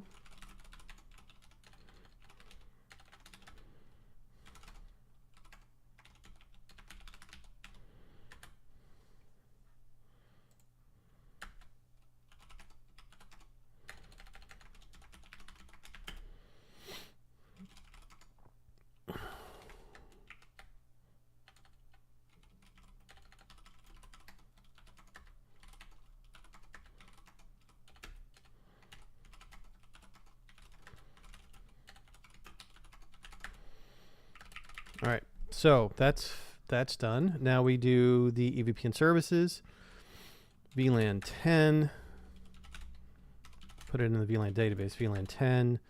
Interface E2. Switch port mode access. Switch port access. VLAN 10. And interface VXLAN 1. VXLAN source interface loopback 0. VXLAN VLAN 10. VNI 10,010.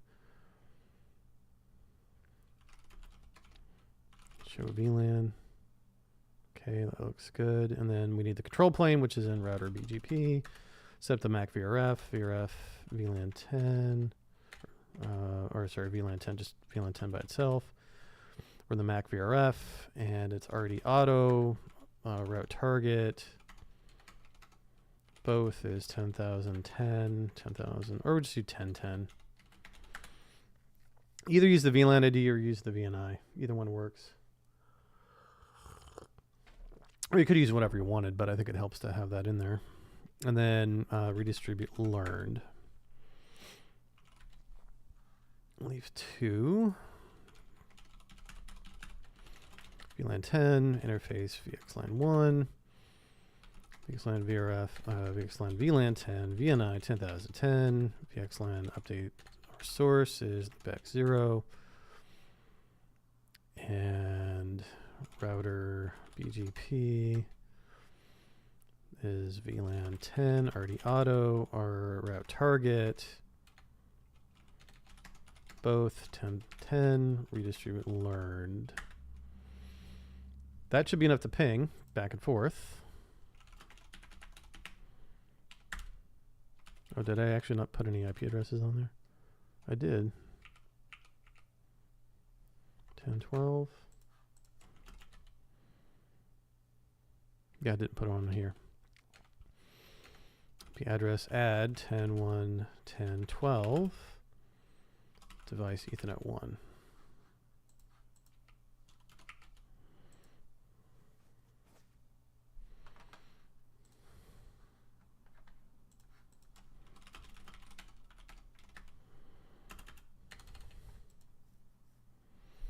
Did I set that? What kind of MAC address did I send it to? That may not be a valid MAC address.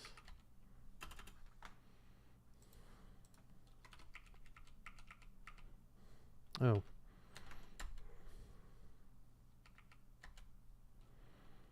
It should be a valid MAC address.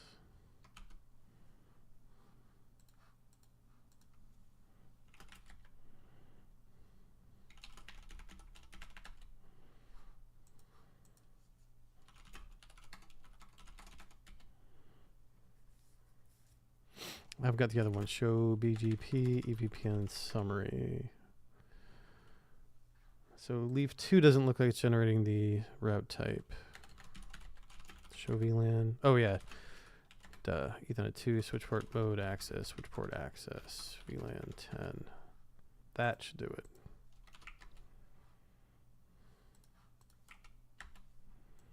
Well, maybe not.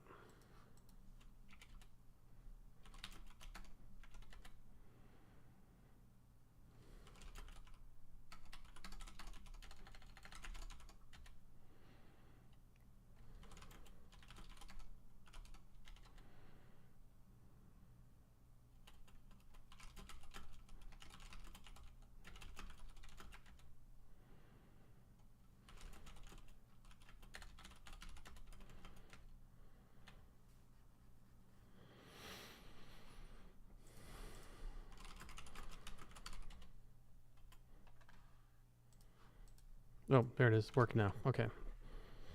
Sometimes in the virtualized environment, the ARPs take a second or two. All right, so now we're back.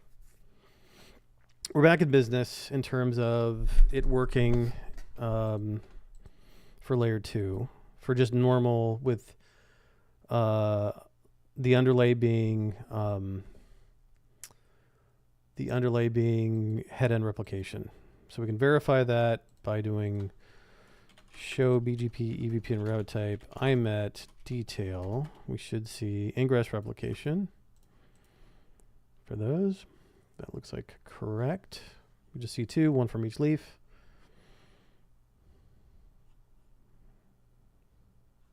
Yeah, from leaf 1, leaf 2. Okay. Now, then we're going to do that iperf thing. So host 1's iperf.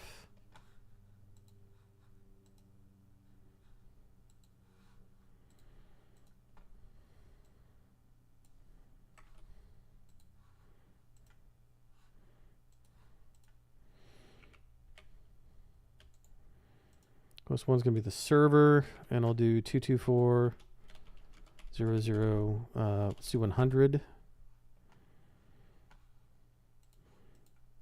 And then I just make sure I can ping, okay. And we'll do, again, the multicast test.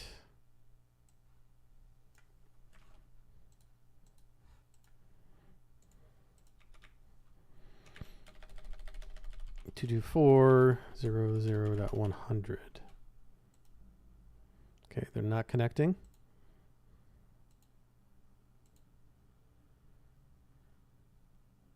Port 5000. Let's try just to make sure port 5000 should port 50,000.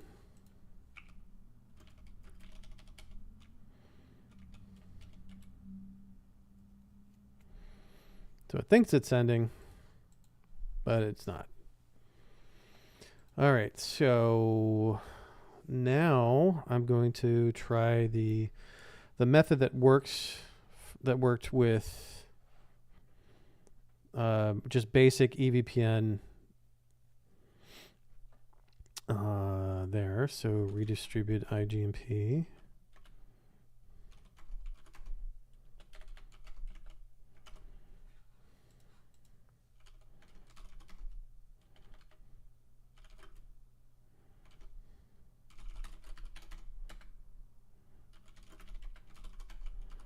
Not that I think that we need to do that, but and then interface VXLAN 1, VXLAN VLAN 10, multicast group 232.0.0.9.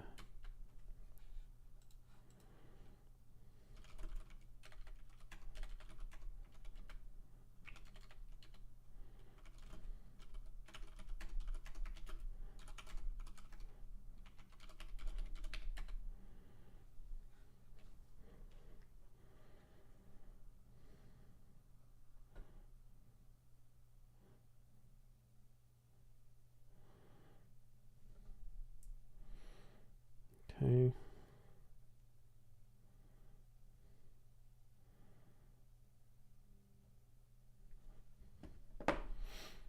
See if that's working. Nope.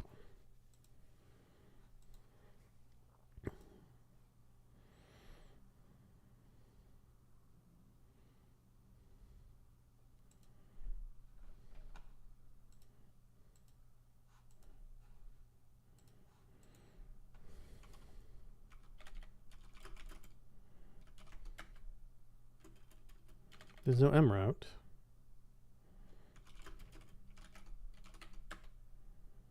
We do have a neighbor.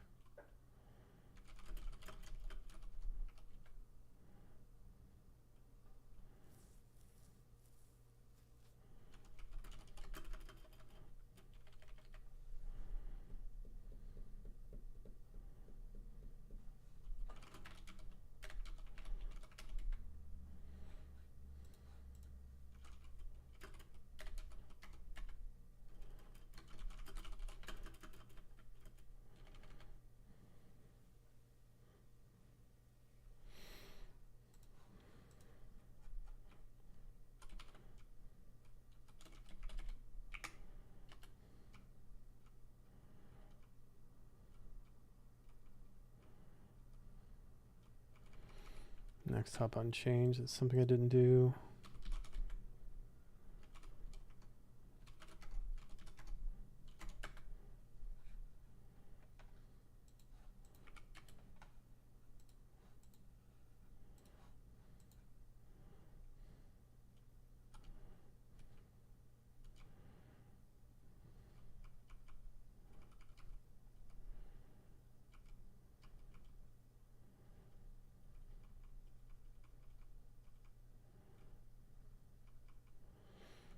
Sparse mode. When the heck is different?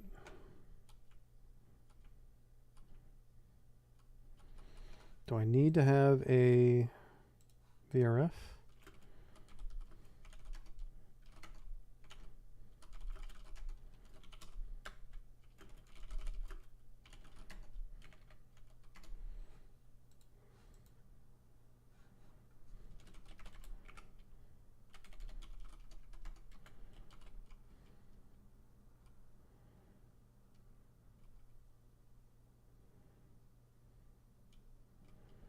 Didn't really need that.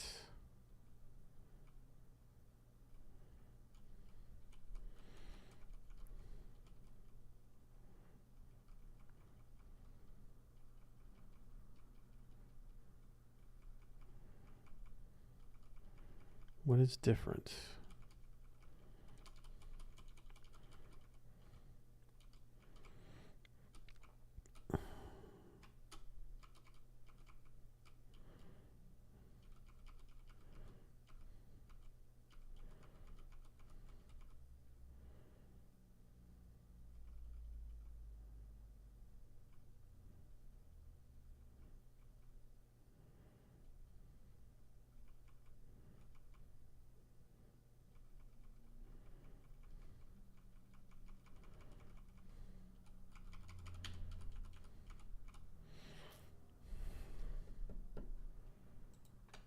Do I need this?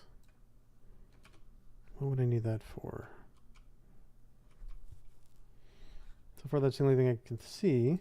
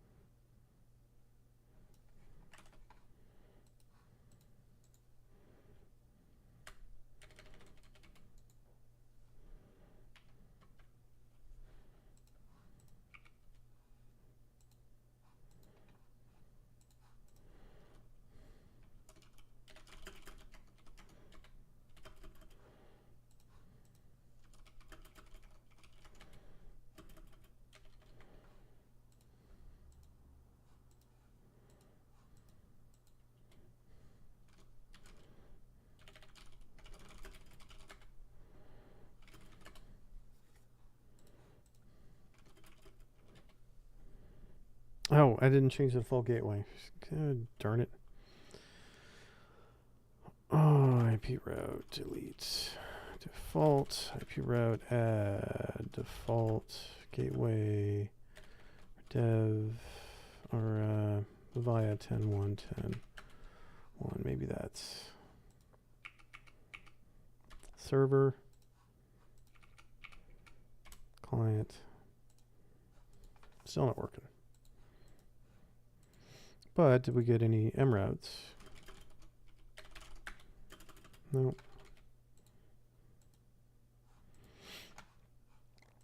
Let's try switching over to the other method, show run interface VXLAN 1.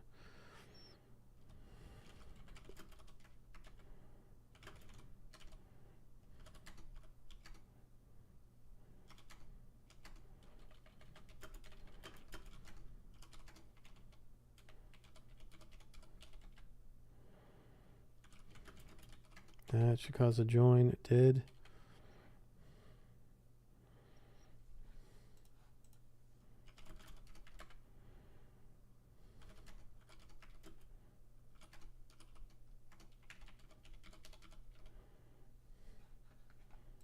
Two, 3, 2, 10.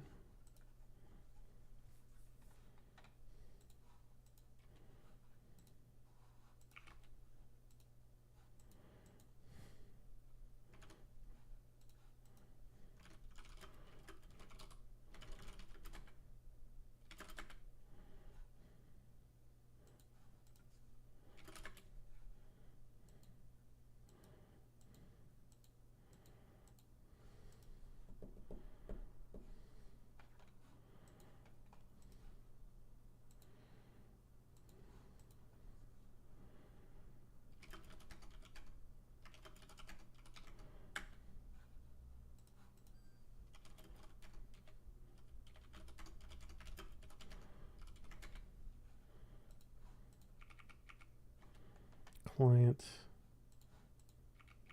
server. 224, 224, 50,000, 50,000.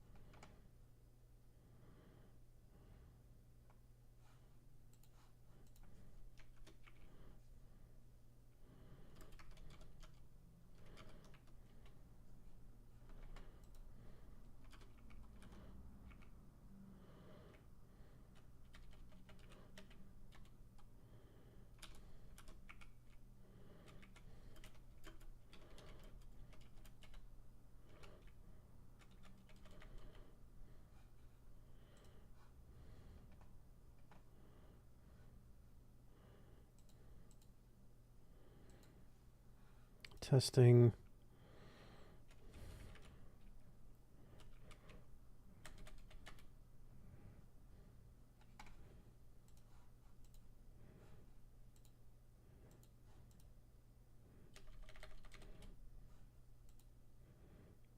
Okay, so we got that going.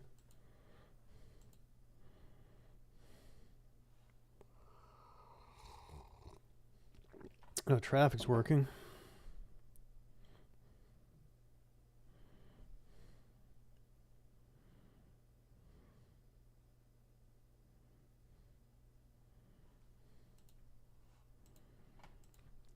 That was really slow.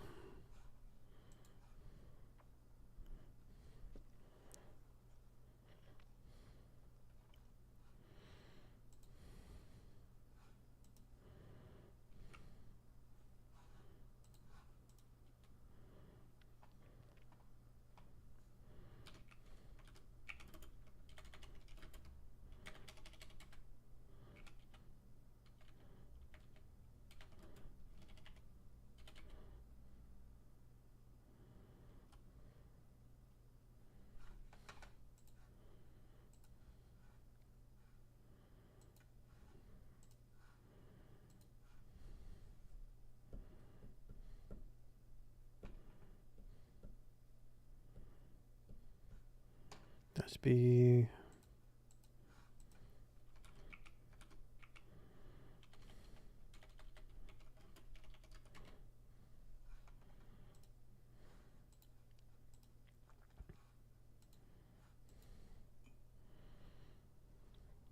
It's really slow.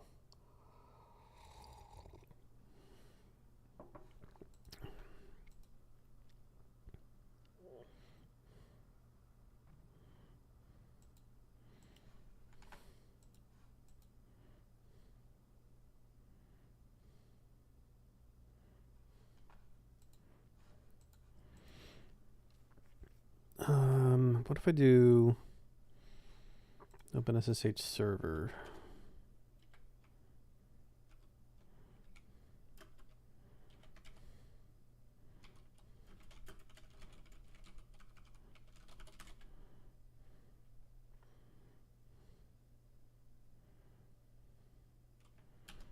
Oh yeah.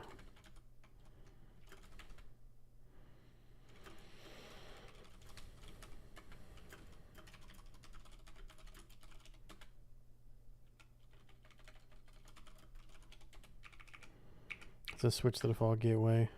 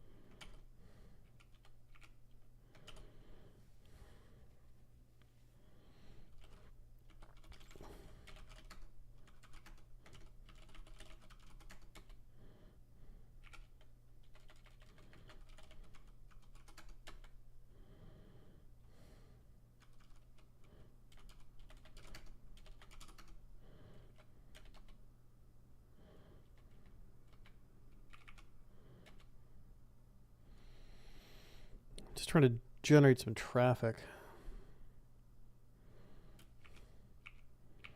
Maybe I could do telnet D.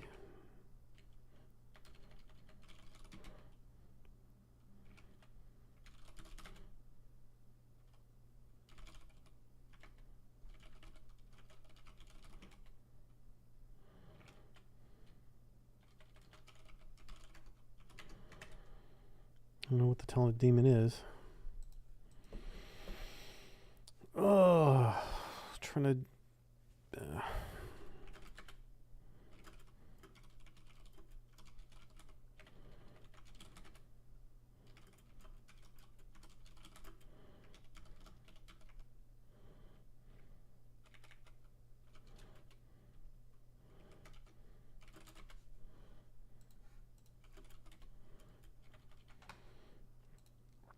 All right, let's go ahead and add some interface via, so there'll be a VRF instance, blue IP routing, VRF blue, interface VLAN 10. I need a virtual router. I need this.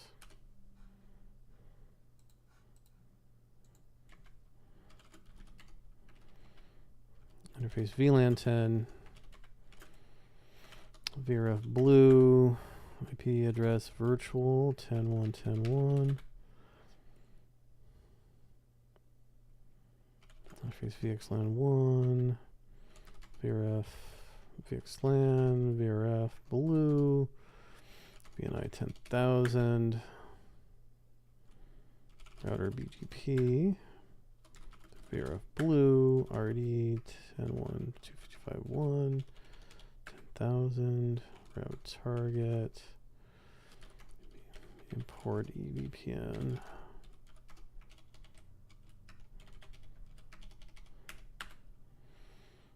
Redistribute connected.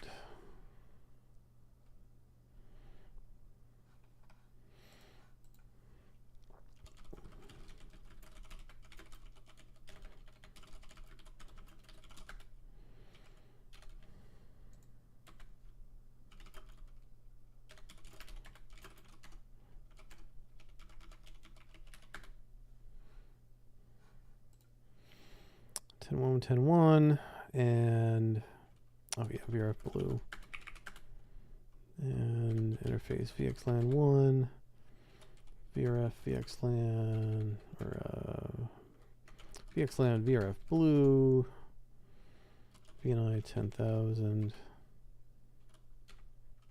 router BGP.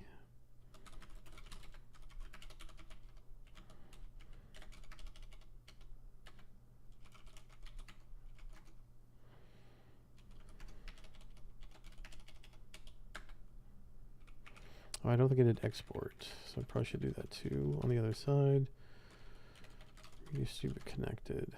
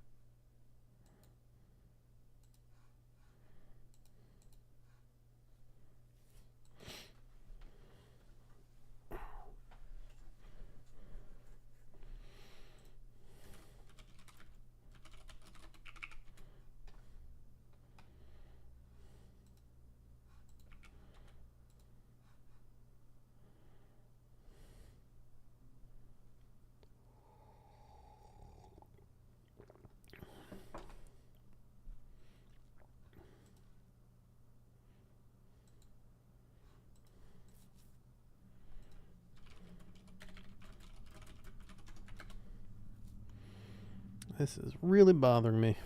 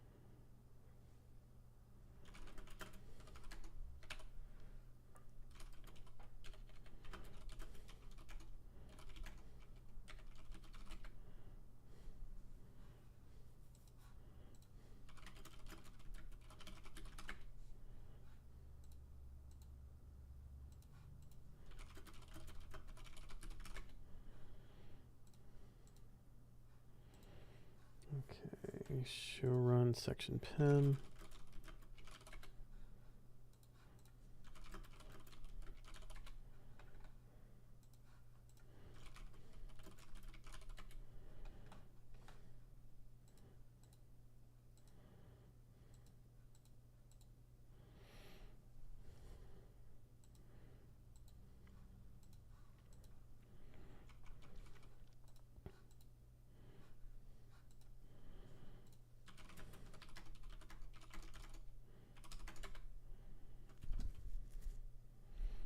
PIM SSS tree, SSM tree, that's fine. Show run section BGP.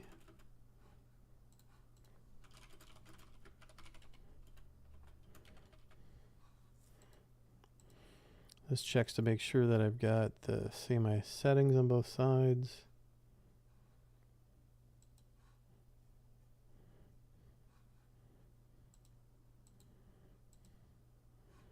That looks good.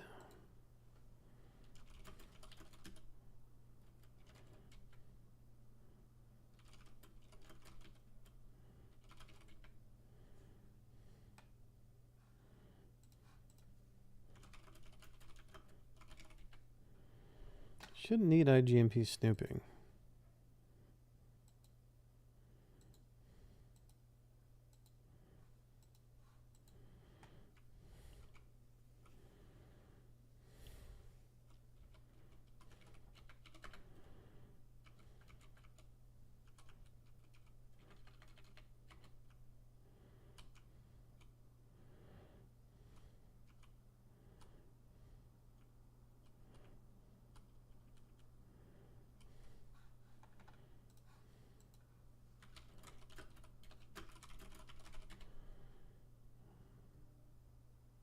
Multi-agent, that's the default now.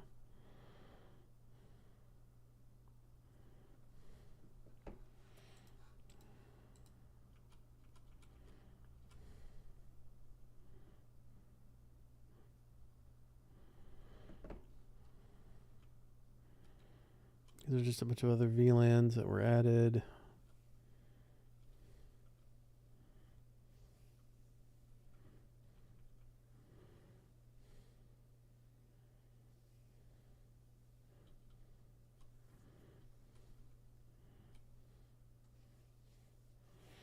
The only other difference is that I use a different IP address for VXLAN, which I can pretty easily change. Should run into VXLAN 1.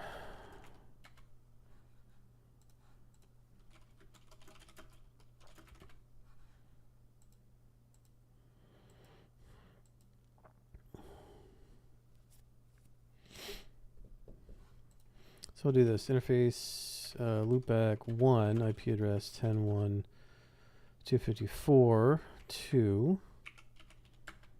POSPF area 0. This would be really annoying if this was the problem. Please loopback 1 IP address 10.1.241 POSPF area 0, show IP route 254, 1 and 2. Okay, so I've got that. So interface VXLAN 1, VXLAN source, loopback 1.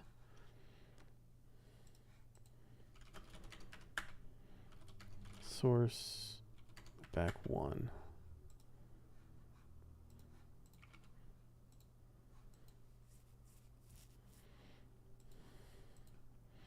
Because that's what was different. But that apparently didn't do anything.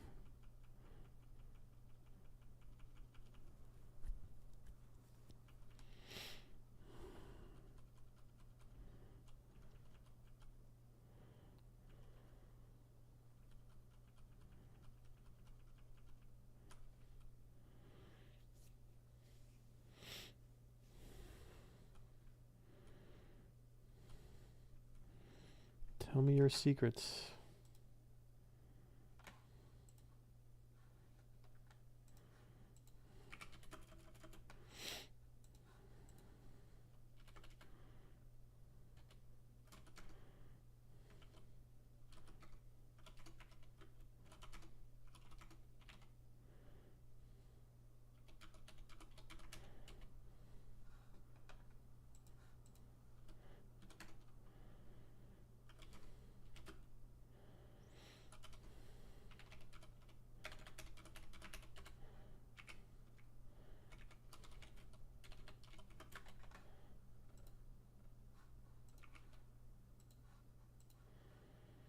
That probably would have worked because that was the wrong multicast group.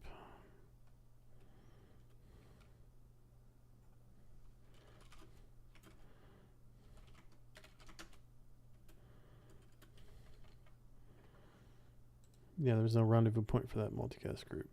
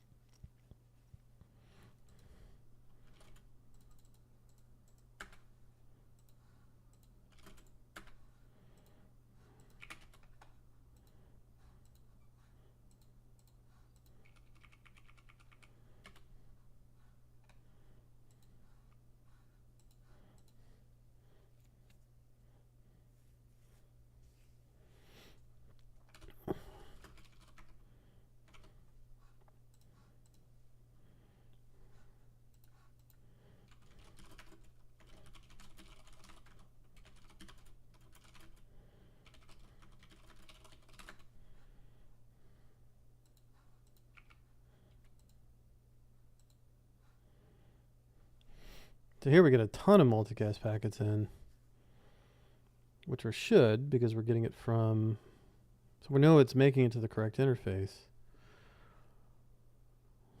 but we're not doing anything with them.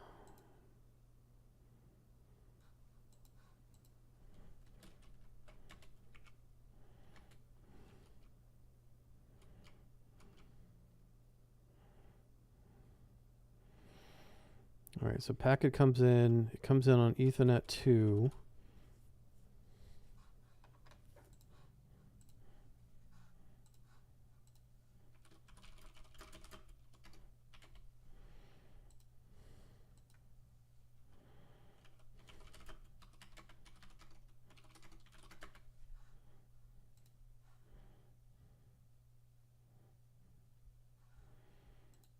That's fine.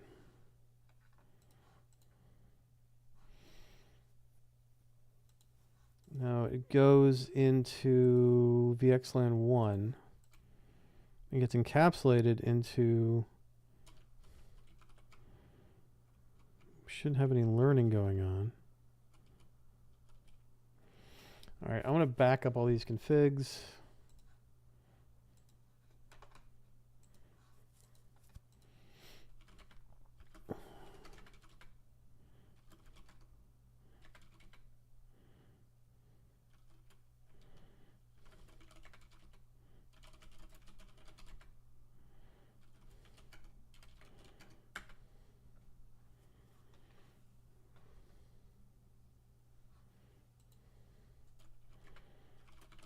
That way I can deploy them without redoing everything again.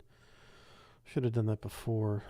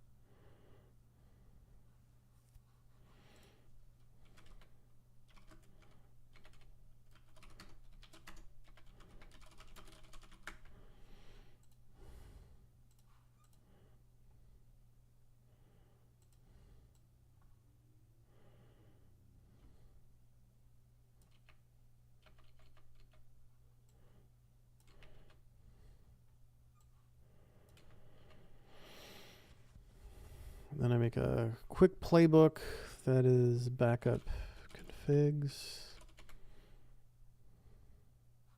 I think I have one over here. Playbooks. Nope.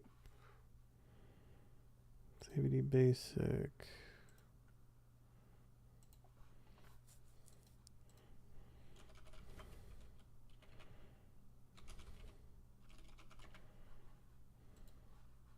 It's in here.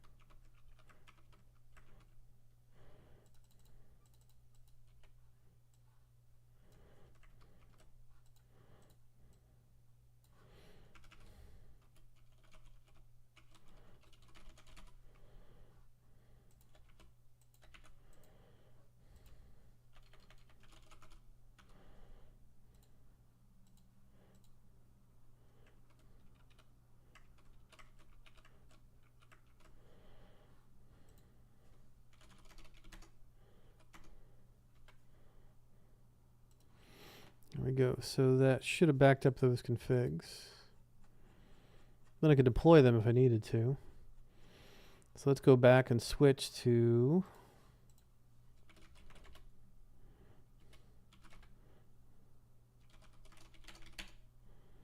deploy fabric.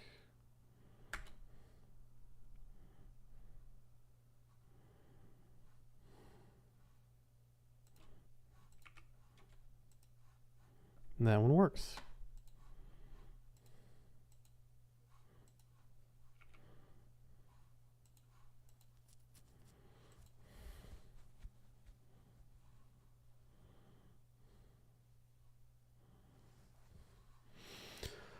All right, well, I made some progress. I'm going to give up for now and call it a day. It's been 2 hours. So, yeah, not sure what's going on. But we'll keep playing.